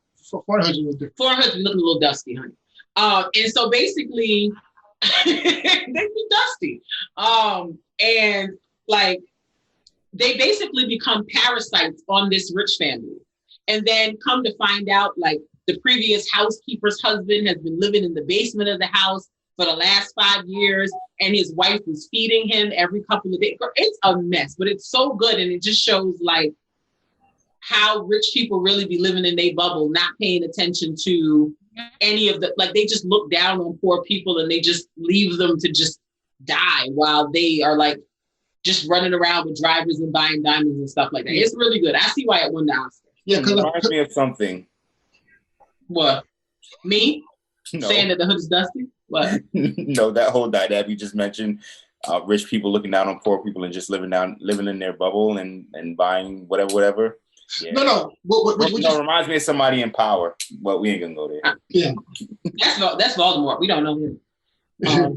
Well, that's what I said. I feel as if like we have a class system out here. It's crazy, but when you see like one of their class systems, you're like, all right, like it's bad, but like not too bad. Like their class system, like there's no way you're going up there. Like you can do whatever you want. You'll never get it. And I think that was the point of the movie. It's like ultimately, like, because the son like had won some scholarship to do something, but he couldn't go for whatever reason. It's like I think the director basically said the point of the movie was to show it's like in societies like Korea, no matter what you do, you're never going to come up out of poverty. Like you're always going to be there, no matter what potential opportunity you may have. Like the people that have all the power will never give it up.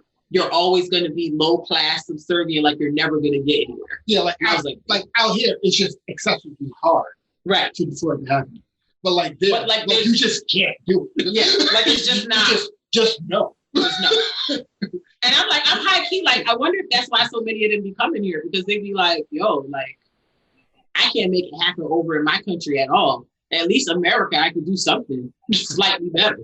Because where a lot of people from like outside the country come here, because it's like, and like willing to like be poor, come here with like $100 and then end up like the CEO of some companies because you can work your way up, you know? Yeah.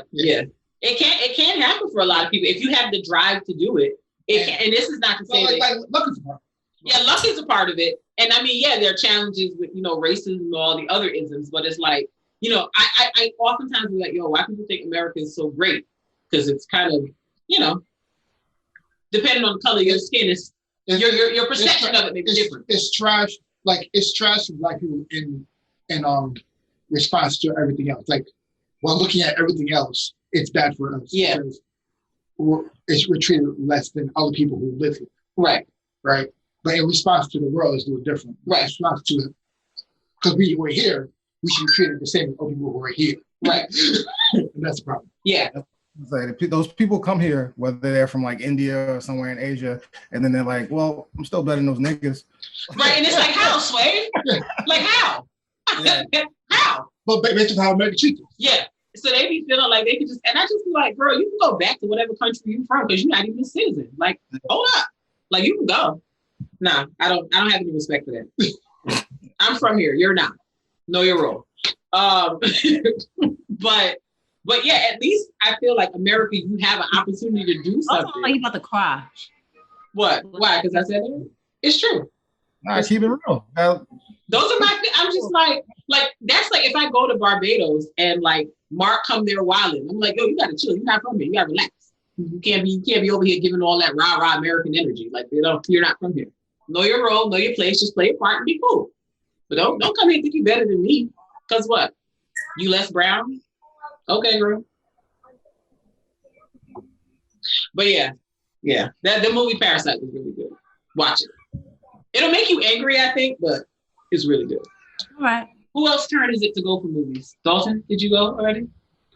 Yeah. Okay, so I think it's back to the demons. Oh wait. I feel like we said a lot of movies. So I don't know, like. I thought we were doing one each. Just doing one. We have been, but like we kept throwing other movies out. Oh, I'm gonna just throw one more out and then I'll leave y'all. Black is King, the Beyonce documentary. Visually, that thing is amazing. Like the colors, the costumes, like it's amazing visually. Like whoever she paid to do her cinematography and to do her costumes and the makeup and what, like visually it is. I'll give her that. That girl know how to give you a visual situation. I loved it, and I love the dancing, and I love the fact that it wasn't just like one African. I feel like when people try to incorporate African culture, it'd be like, oh, we just gonna pick some Nigerian stuff, and that's gonna be the African culture. Like I like that she had like South African stuff in there. She had Ghanaian stuff. I just like that it was a mix of things. So that was another one of my top movies. I guess. Go ahead, Mark. No, I was saying, does anybody choose a movie that we haven't mentioned? Because we mentioned a lot already. I don't know. Yeah. I really like Old Guards with Charlize Theron. Okay, let me write that one down. That was Netflix. Okay. I think also Jingle Jangle. You didn't mention it. I was surprised that you didn't mention it. That's the first thing I mentioned. Yeah, he said it. Okay, fine. I was like, wait, I've been waiting for it to come up in conversation. You're right. You hit it out the gate. I apologize. Take that back. Cuties, I really liked. What is it? Cuties. Oh, that's the one with the dance. Okay, the one that people were like upset about. Uproar at the. And I was like, whether child pornography laws were violated. I'm like, in a dance troupe movie? What? I'm like, when I saw all that, I was like, oh, these people must have never had kids participate in dance, or don't know anything about what dance is for kids. They must not. The same people who take their little girls and put them in pageants and have them looking pimped out, literally. Got hair blown out and teased and small bikinis. And fake teeth. Like, I've seen those pageant shows. They be having little dentures on those girls. I'm like, she's 6. You know, like, the clothing alone, because they're supposed to. Like, guys, the way y'all parade y'all little girls out in here, and y'all want to talk about, and the thing that was so ironic to me was like the documentary movie was talking about the over-sexualization of children in our culture and how a child is assimilating into American culture by being overly sexual. So it's like, yeah, the point, the response to that movie was the definition of the point was missed. Yes. Which has happened many times. Yeah, because I remember like the director was like, that's not even what we're trying to do here. I think we're trying to point to the fact that because I've seen some of these dance costumes that the little girls be wearing, and I'm like, oh no, me, it's no like that. That's too much. But it's like, that's a cultural part of the dance situation. Because it's not just like, oh, it's little black girl dance troops that be doing that. The little white girls be doing it too. They all be doing it. The little sparkly, skimpy outfits and the makeup and the this. I'm like, that's much. That's much. I wouldn't do it, but that's much. Another movie that like just entertained me was Spencer Confidential. I was drawn to it. Yeah, baby, it was 2020. Oh, really? I was drawn to it not even for Marky Mark. I was drawn to it for the other actor, the Trinidadian actor from Black Panther. What is that man's actual name? Winston Duke. But when I saw who was in it, I was like, yes, he has moved on from. I'm sorry, what'd you say, love? I said Winston Duke. Yes, there we go. M'Baku. Yes. Yeah. He was all of that. I was like, yay. We have watched from the mountain. He was in Us too. Yes, he was in Us too. Yes. He been getting jobs. My man said, I am not going to be relegated to M'Baku. I'm going to get these acting jobs. I'm not mad. Yeah, he out in these streets. Yeah, he's in these streets. You heard your friend? He said, Us sucked. I ain't like that. I didn't like it either. I heard at the end. Yeah, I heard it wasn't that good. It was creepy. Like, man, yeah. I can't watch this. And then I'm good. I'm all the way good. Riley said, this is garbage and I'm not going to do this. We walked out of the theater. We were like, what? That'd be the worst. You see a movie, you be like, so what did I just spend money in 2 hours of my time? What was this?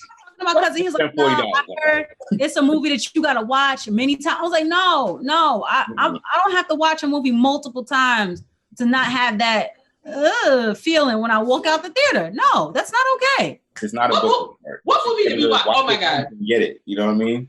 What? I say, yes, this is not a book report. We should be able to watch it once and get it. Right. Yeah. At least get it. Like, I'm all for you watch it another time and you see something else and you experience something else. Dope. That's a good movie. But to comprehend it, like for it to land. I heard that's how Tenet is. So. What happened? I heard Tenet, like you're just like confused the whole movie. Oh, don't say that because they want to see it. No, I want to see it too. But I heard like the whole movie. He said he wants to watch it. Don't do that to me, Mark. I heard the whole movie. You're like, but why? But what? What the? I feel like the whole time you kind of like, what the? Oh, you know what movie I felt like that about? What was that? Baby Driver. That one wasn't like confusing. It was just like I remember walking out the theater like, what was the point of this movie? Like, it was just a bad movie. There's a lot going on. No, Tenet was like I just heard Tenet kind of like it's like here and here. You try to follow it like, but what? But why did I don't understand what? Like what's going on here? Is it still in theaters? And I know, no, it's not theaters at all. Okay, you can watch it on TV. Okay, but I also heard like the actors are confused. Like I heard the actor was like, "But did I die? I don't." What? So they don't know what happened? So they acted in the movie and not sure what happened? Like, so did I die? I don't. Oh, wow. Hilarious. Wow. They read the scripts live. They don't know. What happened? That's crazy. So they read the scripts live. They don't know what happens next season. No, because I heard like the movie is just like the timeline is all crazy. Yeah. I want to see it. One. Oh, go ahead, Dalton. The Honest Thief with Liam Neeson. That's okay. The movie. Raleigh cancel Liam Neeson. He's not here for him. Why? What happened? What did Liam Neeson do to get canceled? Because they play the same character in all the movies. No. The whole black thing, right? Yeah. Oh yeah. That was a little weird. That was trash. Audio wise, do you hear Michael Sirens? Yes. Oh, all right. Michael, it's fine. Don't worry about it. But yeah, I like the movie. We are not going to be that parent to have our kid and the way we entertain him mess up the audio for the podcast. That is funny. Listen, we're gonna just give him a disclaimer. There's some kids in there. But yeah, we watched like all the Takens back in the day, so it's like we do enjoy a good Liam Neeson movie. I mean, listen, you know what you're gonna get. You know what it is. You're gonna get a lot of action. You're gonna get a good plot. Some bad guys gonna get thoroughly thrashed. I feel. The guy from what's his name was in there. The guy from Bird Notice. I feel as if like every movie he's in, it's just taken in that movie. It's just taken in that movie. Like what's this movie called? It's Taken Part 12. Taken Part 12. What's the movie called? It's called Honest Thief. So it's just the Honest Taken Thief. Now this looks good though. I want to watch it. Yeah, it was really good. It was really good. It was on Netflix? Yeah, Netflix, yeah. Okay. All right. There's a movie called The Invisible Man. It's like a remake. Yeah, I heard about that. It was kind of like Jennifer Lopez is Enough with invisible people. That's an interesting take. That was pretty cool. Like I was like, oh, why? I'm laughing at you. It was like Jennifer Lopez Enough, but with people throwing milk. I'm like, okay. I don't know if that's not making me feel good. No, I saw the previews for this movie, so I know exactly what he's talking about. That's not making me feel good. Because Jennifer Lopez Enough was annoying. The whole movie. That was the most annoying movie. Why is it annoying? That was the most annoying. I was like, go, leave, go somewhere. Where are you going? Go, leave. People like. And this, like, it's not easy to leave. No. She went back like this. I would go back and beat him up. No, just go. What's wrong? I took some nuts though. This chick's trying to leave, but like, they was invisible. You know what I mean? He fine. Just go somewhere. Just leave. Why are you going like?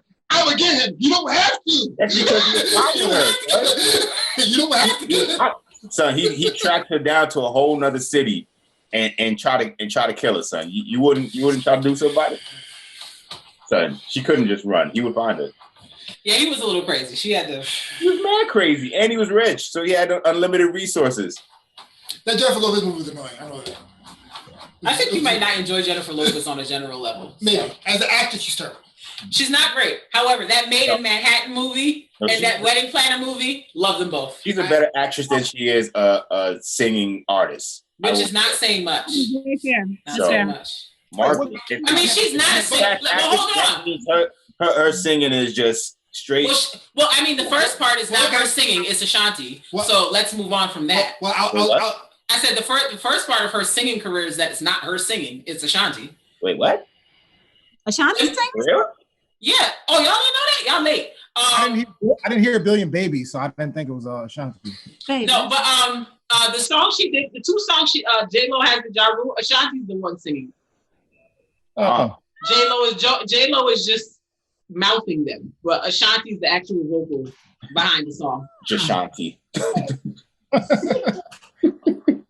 Yeah, but like I'm not interested in J-Lo in general.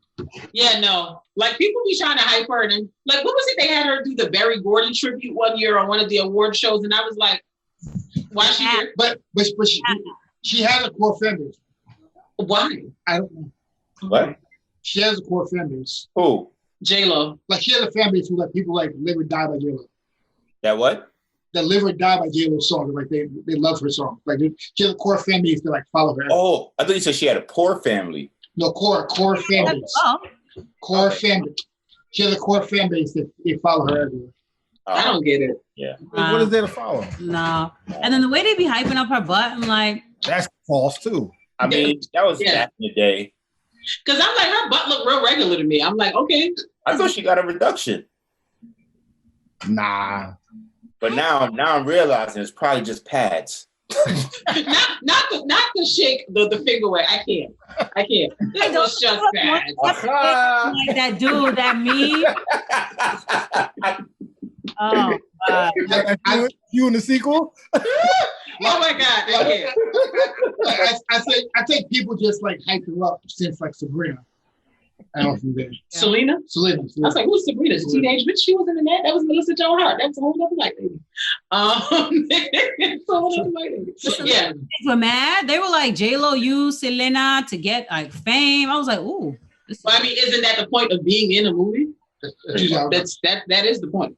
If she didn't get famous, then what was it for? But that was her one good acting job. One good one. So we can let her. We'll let her run. Yeah, we'll get I mean, you're a Hispanic singer that played a Hispanic singer. Like, that's like when T.I. was playing Criminals and people was like, yo, T.I. killed it. I'm like, yeah, he played himself. Allegedly. Sorry. Oh my God. It's not that appealing to me. Like, you gotta do something different and out of your parameters for me to be like, oh, he's a great actor. If you playing yourself, it's like, yeah. I understand that because Kevin Hart plays himself in every movie. Yes. Like, yes. Yes. Except for that movie he did. Yeah. The Paraplegic, and I was like, oh wow. Yeah. That was really good. Yeah. That was a good movie too. I was concerned about that one, but it was. Yeah, I thought he was gonna come in there because I'm like my man from Breaking Bad be acting.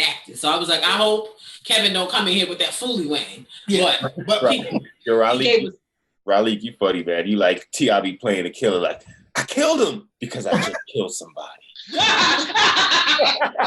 Oh my God. Yo. But it's true. Takers? I was like, I was just about to say Takers. I'm thinking about that. Is a grimy. He seemed like a grimy dude. Period. And I'm like, all right. So he just played himself. I mean, I was just the thing that disappointed me with Takers was like whoever was his speech coach. Like I want to say halfway through the movie, it just went straight ATL. Like whatever he was doing in the beginning to try to make it more universal just went to hell. I was like, wait, sir, what happened? He got two engrossed in a row. Right. He was method acting. He was method acting. He became the character. Yeah. Yes. Yeah, He got immersed in that character. Yeah. Very well. But that movie is entertaining nonetheless. I think the big injustice of that movie is that the lady who played Idris Elba's sister did not get this. That lady is an actress. Okay, I've seen her in several things, and she is great. And I'm like, y'all got her out here playing drug addict. Meanwhile, T.I. is playing T.I. The disrespect of it all. Look, I guess she was diversifying her portfolio. I mean, listen. I will say I was annoyed by Chris Brown, Michael E. Lee's like set it off ending thing that they I loved it. I was like, look at these two light-skinned sorry. You're gonna have to edit that. I said, look at these two light-skinned Negroes going out in a blaze of glory. I live. It was such a light-skinned thing to do. It was like, y'all could just leave. Y'all could get in the car and go. But these two light-skinned said, you know what? We're going to go out there with shotguns in a blaze of glory to the LAPD and get shot up. It was the most light-skinned thing I'd ever seen in a movie. I loved it. I'm light-skinned. I wouldn't dare do that. Because you a smart one. What are we doing? But I will say, I don't like. Y'all could have you didn't have to die. Y'all could have left. No, y'all could have left. No, and they said no. There was probably some. I mean, but like that, I guess that, I don't know. But like for many of the reasons that were already said on this podcast, I don't like Chris Brown. But I will give that man his just due because his stunts. Oh, I love watching the movie just for Chris Brown's stunts. Like the way he was hopping over them like banisters and like. I was like, he wasn't playing. He wasn't playing. Stunts? Yeah, he did his own stunts. That dude stays active. He did all his stunts except one. Yeah, that dude stays active. No, and you know what? Like Chris Brown's cancellation is valid, and it's just like Chris. Like he's so talented. I actually think he's a good actor. I really do. Yeah. I've never seen a movie with him in it that I was like, oh, this is awful. Malik was like, nah, I don't know about all that. It's Christmas, Mama. I want to sing, Mama. Like yo, you gotta relax. That was a bad line. Yo. You did good in that movie, but that was a bad line. Yeah. Yo, get your husband, Michaela. I don't know why you came on here with that nonsense. I started with a disclaimer. I don't know, like you've been on Zoom with him before. I gave my disclaimer from the beginning. Yo, your man gotta, you gotta chill. But anyway, Chris Brown is all right as an actor. He's not as bad as J-Lo, okay? He's not as bad as J-Lo. I can't. Does anybody have any other movies? Anything else? All right, TV shows. And they can be Netflix or just regular network things. Ooh, I got shows. I got one. This is the last one because we are over 2 hours. Listen, these people gonna live. They be all right. Let's have it. Okay, so TV shows. Go. So I'm gonna list my 5 real quick and go. Queen's Gambit on Netflix. I think I told the Beamans about this. So good. 60s fashion to die for. Chess. Awesome. Frankie and Grace with Jane Fonda and Lily Tomlin. Those 2 older white ladies slay me. It's just great. I love it. And the guy that plays the DA in Law and Order, the original one, he's on there too. And it's a totally different role. Love it. P-Valley. I think it's on Stars. Tell me about P-Valley. Oh, it is good. I sat and watched it, I think, in 2 nights. It's good. I mean, the actress that plays the what's her name? Harmony Angel Autumn. Oh, she's terrible. She's a terrible actress. But the light skin one. Her acting it gives me Lisa Ray tease. Very stiff. However, the other girl, the girl who plays Mercedes, the guy who's the rapper, give him his things. That man is acting, okay?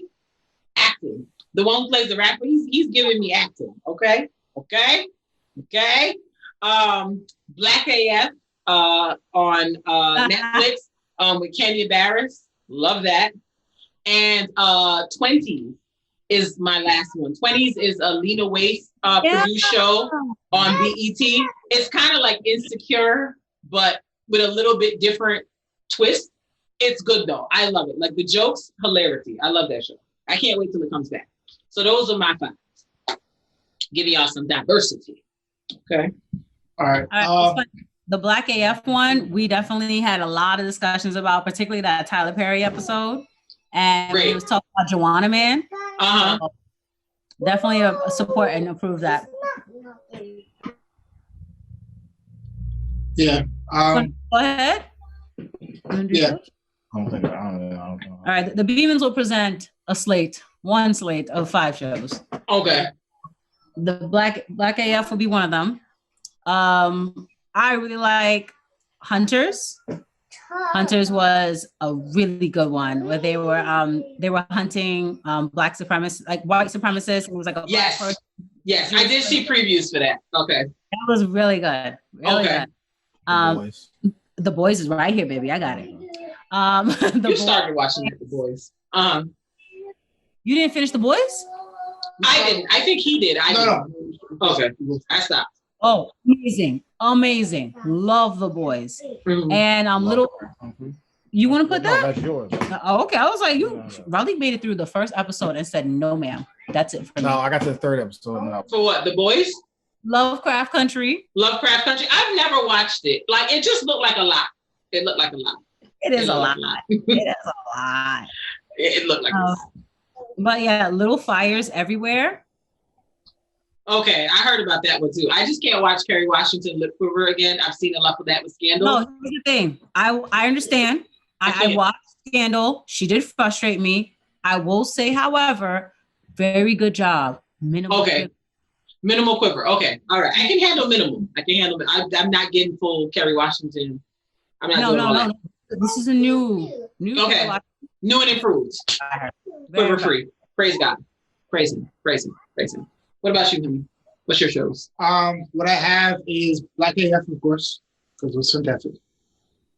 Mixed Dish. Oh, that was a good one. Mixed Dish was good. You like Mixed Dish? Mixed Dish, yeah. I love Tika Sumpter, so wherever she is, I will be also. The ish throw offs, I was like, I think I've had enough between Blackish and Mixed-ish and Grownish. I don't know if I like Grownish. Yeah, Grownish I can't get with, but Mixed-ish. Yeah. I like Grownish, and then I got turned off, so I didn't even bother bother with Mixed-ish, and now they're doing Oldish. I'm like, Oldish. Oh yeah. Oh, I'm watching that. I love Jennifer Lewis. I'm in there like swimwear or something. I love the both. The reason why I like it because it's not like the same story. It's different storylines. It's just I like the way he puts episodes together with the history behind it. Like I just like how he does. Lucifer, we've been watching that. Oh yeah, that's good. We've been watching that a lot lately. Umbrella Academy. Yes, Umbrella Academy. Love that show. Let's watch that. Yeah. And Schitt's Creek. Yeah, Schitt's Creek is good. Oh. I mean, apparently they got plenty of awards. I was like, Eugene Levy is the main character, and his real life son is playing his son on the show. Hilarious. Well, did the last season Insecure come out this year? No, it came out this year. Oh, so I'll put Insecure. So, Raleigh said he knows Dawson's Creek. Come on, you blast. You said it on mic. No, they didn't hear me. I was just like, I never heard of that. I heard of Dawson's Creek. What? Dawson's Creek? Oh, did you say Dawson's Creek? Yes. Okay. It wasn't meant to be like a thing. She made it a thing. Oh. Apparently, when you talk on podcasts, I wasn't loud on mic. They didn't hear it, so I sure didn't. I just was like, what they talk about over there? Be heard, but I didn't realize that. I thought you say things is meant to be heard. No, half the time I don't. You tell everybody.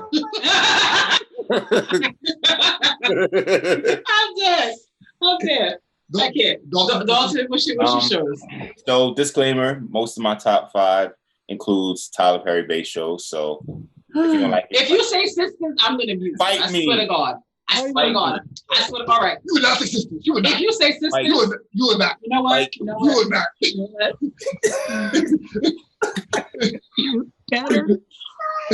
Sisters. Oh, mute. How do you mute?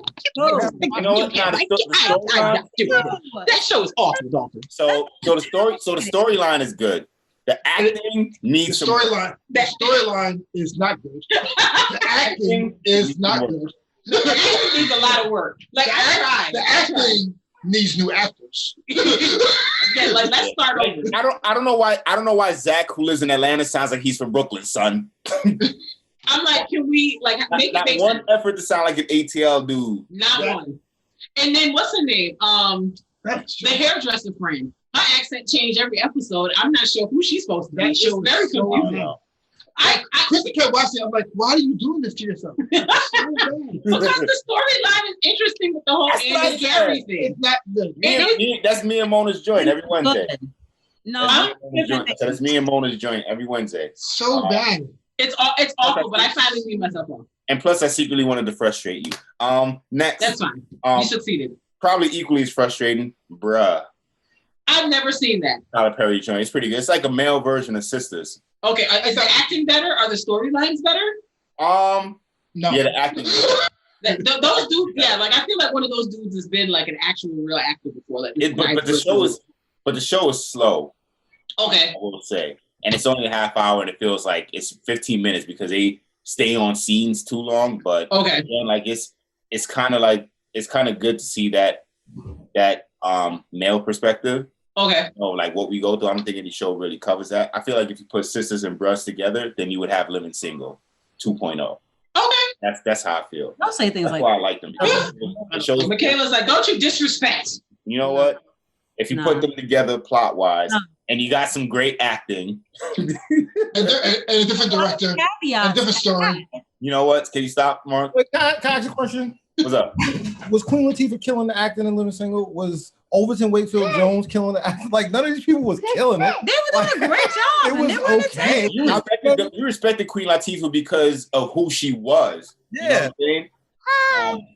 But yeah, she was a marquee person in that show. Didn't nobody know nobody else except Kim Fields from being Tootie. You know what I'm saying? But it was Queen Latifah who really brought people to the show because she was popping back then. Honestly, other than Kyle Barker and Maxine Shaw, attorney at law, those were the people that were killing it on the show. Everybody else was just like I mean, they're good characters, but they weren't like great actors. Living Single is just more of it's just better written. It's nostalgia. I mean, the dude did write Friends, and it's Kelsey Grammer, right? Was it? Who did Living Single? No, you mean Kelsey Grammer was part of Girlfriends. Yeah. He didn't write it though. No, I think he was one of the producers. There was a black woman that wrote it. Yeah. Mara Brock Akil. Oh my God, I'm still mad about that shit. Let me see. The next one is I'm just getting the Tyler Perry ones out of the way. Ruthless. I did not think I would like that show. We gotta save Dalton from the Tyler Perry Matrix because it's a spinoff off of the Oval, which is also not great. The Oval was kind of whack, and then no. The Oval was the worst thing I ever had. The Oval was bad. I tried. I tried to give it like 2 episodes. I said, all right, that is enough. I tried. The Oval is the worst thing on TV. I said, Ruthless is cold crap. What is this crap? But for some reason, they built a whole White House on that set for no reason. Right. Like I was like, oh, this is about to be lit. Like they built a whole White House replica on that set. They built it for no reason. This is gonna be lit. And then that show is literally the worst of all of them. Yeah, it is trash. I would see commercials come on. I'm like, why? Yeah, I mean, that's the same reaction I had too. But like after watching a couple of episodes, like, all right, what's gonna happen next? You know what I mean? So that, and then next is Ghost Power Book. So, I want to watch that. So I hated Tariq. I wanted him to die in in the first seasons of what you call it, Power. Mm-hmm. But like somehow, like through some kind of sorcery or genius, whatever you want to call it, the directors have changed my heart, and I secretly root for Tariq now. Secretly, okay. But not like the way that they changed the perspective of how he's viewed. It's like now he's like not the victim, but he's like the underdog trying to like come up and win something. So it's like I love the way that they flipped the whole perception, the viewer's perception of Tariq. Mm-hmm. Like now you kind of like, oh, I wonder how he's gonna get out of this one instead of I hope he dies this episode. No, like the hate for Tariq was real. Like people were like he was like, yo, he was like, people are sending me death threats over this show. He's like, it's just a character, guys. Like I'm 19. Like, what's your problem? He has a habit of playing these annoying characters though. Remember Barbershop? Yes, I was just about to say Barbershop 2 came on the other day, and I was like, oh my God. Dragging by them blocks, man. Yep. I was like, oh, you were annoying with your locks. Oh, that was he was mad annoying. Yeah. And then the last one is Designated Survivor with Kiefer Sutherland. I wanted to watch that. Oh my God, such a dope series. Okay. Three seasons, 22 episodes each season. So it's pretty full. The show ended, or is it still like active? It ended. Okay. Yeah, it ended. That was a Netflix special. Okay. I love Kiefer Sutherland. I used to bust down 24 back in the day. So I kept saying I wanted to start that show. But I just never got it. It's so many shows. Mad shows. So many shows. The whole plot is that someone bombs the nation's capital while they were having I guess what do they call it, a summit or whatever the case is. Every single political leader was in the building, and the capital gets bombed, and he's like the designated survivor. Someone made him the designated survivor for a reason, and this whole series of plots and twists unwind as to who was behind it and why they named him as a designated survivor, and and him coming from being secretary of HUD, right, to being the president, and that whole transition and what that takes. It's like, wow, this is what really happens in the Oval Office. This is what 45 is entrusted with. Oh my God. Yeah. No wonder we're in the crapper, but yeah. Does it kind of give you like a House of Cards-ish vibe with like all like the scheming and stuff that happens behind the scenes? I didn't watch House of Cards. Oh, I didn't watch House of Cards. Kevin Spacey's garbage, but yes, great acting member. No, he really is. Because before the whole scandal came out, my coworker whose roommate works in the television industry was like, oh yeah, he's known for being a creeper and for having like these young 18, 19-year-old boys like on set. Like it was like a well-known industry thing. Like it was not a secret. So when it finally came out a couple years later, I was like, I did hear this like 5 years ago. So I was like, ugh. So he is trash. But the House of Cards show is quite good. Quite good. Yeah. And he's another person that is like trash as a human, but as an actor, pretty damn good. I'll give him that. Yeah. And for me, Mahershala Ali, that's when I started like really enjoying him. Mm-hmm. Mm-hmm. I don't like how they did his character towards later seasons because I felt like all he was doing was having the sex with people. And I'm like, but like when he first came on the show, he was much more like developed as like an intellectual and as like a strategist. And I was like, now he's out here just being for the streets, and I don't like it. Yeah.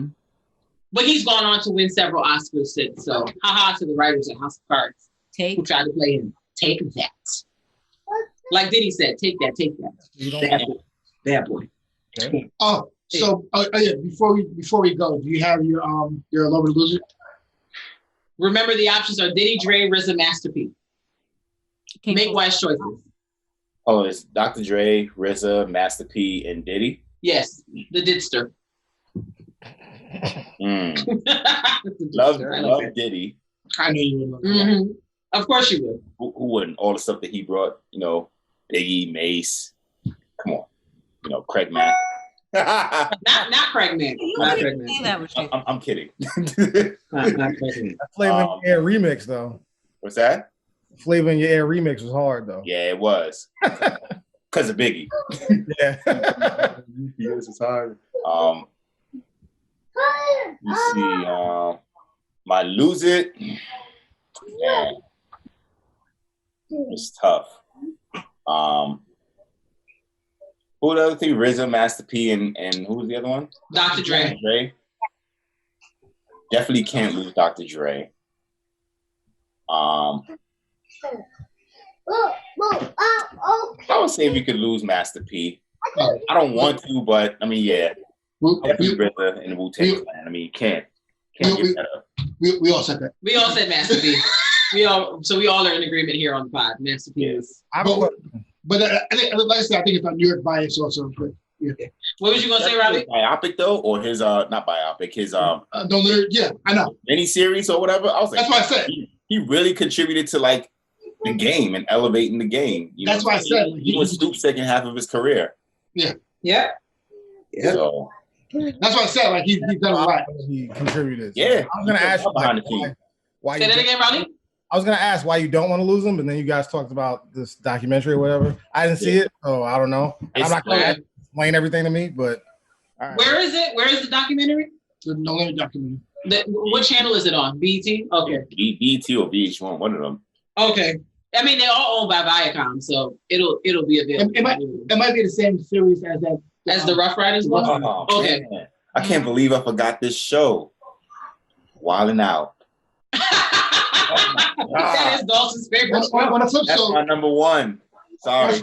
On the flip side, in terms of series, the Rough Rider like series was fantastic. Yeah, if you haven't seen that, go watch it. Like I saw it. Like if you're not a fan of DMX after you come out of that, like you at least have a greater understanding for how special he really is and how one person really messed his life up. That's really like it's sad. Like, well, not really. He was wild before, but he was on drugs. No, but like I'm just talking about how he got on drugs. Oh yeah. But like somebody gave him weed that was laced with something. Yeah. And he was 14 years old. That's cool. He had no idea that the stuff, like he was, a kid in Yonkers out there in the street smoking weed, and somebody he considered to be like a mentor and a big brother gave him weed that was laced with crack. And that's what got him hooked on drugs. And it was like, he was like, yo, how can somebody who I trust do something like that to me? Like, give back to me knowingly. Like, what the hell? And so, like, that is what really led him down the path of being a drug addict for the last 20, 30 years. And it's just like, damn. But, yeah. And I mean, his home life was trash to begin. Like, he's just had a very hard life. Yeah. Like, it's just been, like, hard thing after hard thing after hard thing. Yeah. But he is crazy talented. Yeah. And the visual of somebody robbing people with a pit bull when you have a gun is crazy. But he made off with your stuff. Because what you going to do, he said something like, you can recover from a bullet wound. You can't outrun a pit bull. It's going to catch you. I was like, yeah, but excellent. Give it to you. I appreciate them using that dog in that manner. They really ruined it. Right. Peter needs to get on the case immediately. You have a gun, you shoot the dog. Well, people will shoot a human before they'll shoot a dog, which is I will shoot a dog in a second. I'll tell you that right now. Listen, there are people who will shoot a human before they shoot a dog. Dog is property. I'm getting out of that. No. Look, I love pit bulls. I'm the biggest pit bull advocate. I love them dogs. If it gotta be put down, it's getting shot multiple times. Period. Don't come for us, Peter. Don't come for us. We animal lovers over here. Because they stay trying to drag somebody. Don't come for us. If you're in danger, what now you're gonna tell me what? Shoot in the paw? No, shoot that dog. Not the paw. Not the paw. Oh my God. I cannot. I'm slain. No. Slain. Peter coming after all of us. All of us. Come for me then. Come for me. I cannot. That's not, no, I don't. That's something, I guess it's a whole nother topic. The way people blur the understanding of dogs as like pets and animals and property. Yeah. Suffolk County, there was an incident that happened where like a pit bull was strangled by a neighbor. I was like, yo, what kind of neighbor do you have? Right, and that's a deep hate. You hate that dog. To be up here strangling it? Oh, you have real beef with that dog. Apparently, like 3 different people had dogs, and the pit bull was actually on its leash. And the other 2 homeowners, I guess one of their dogs was like, yo, nuck if you buck. And then there was this kerfuffle. And then the person was like, I have a Labradoodle or like whatever. And he's like, I want to protect my dog. And he strangled the dog. Now, I wasn't there. I can't say whether or not he's right. These people wanted murder charges for killing the dog. I said, what? No. No, murder charges are reserved for humans, honey. No. Humans. No. And they were out there talking about justice for Rex. And they were like really using a lot of like BLM lingo. And I was like, not justice for Rex. I'm dead. No, like, inappropriate. No. No, like I feel you on your dog love. I feel you 100%. We marching, justice for Rex. Girl, come out and say dog lives matter. No, like we're not doing dog lives matter. I'm pretty sure someone else. I'm gonna egg your house if you say that. Like, like, are you kidding me? Watch your mouth. Like, you gotta make sure you egg the house right before like the temperature drops. Absolutely, you better believe it. That egg stay there. I'm gonna go right to BJ's and get like them big crates of eggs they be selling, and I'm just throwing them at your house. Your wild disrespect. Me knowing America, that signs up. Yeah, somebody has a dog last name. Me knowing America, that's that. No, seeing what I've seen, especially out here in Long Island, with like people with like the Trump flags and stickers and decals and stuff all over their car. A dog lives matter is not. It's not far. It's not far-fetched. I can see it. It would probably all be on the same car. I believe it. Before we go, Dalton wanted to do some edits. Dalton? Yes. So yeah, I was kind of wilding on the Tyler Perry stuff. Really make y'all mad. You should be married at first sight.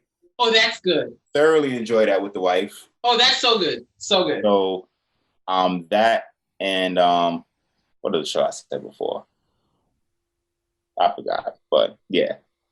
Definitely Married at First Sight. One of the favorites out there.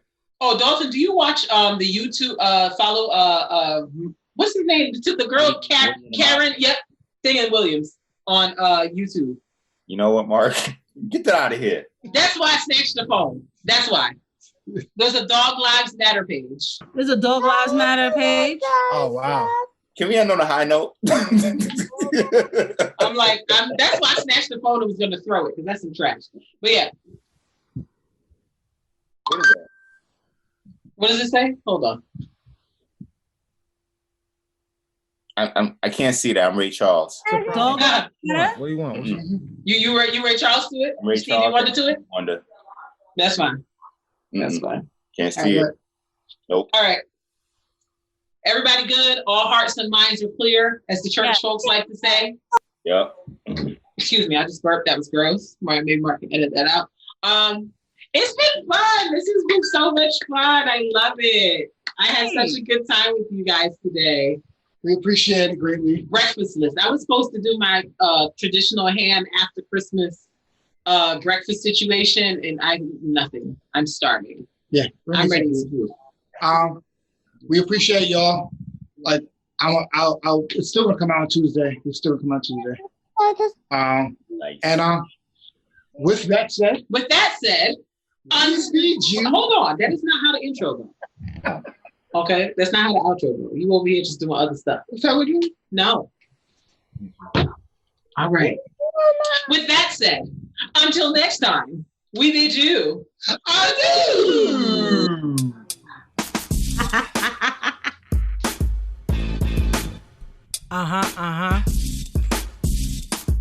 Yeah, boy. Yeah.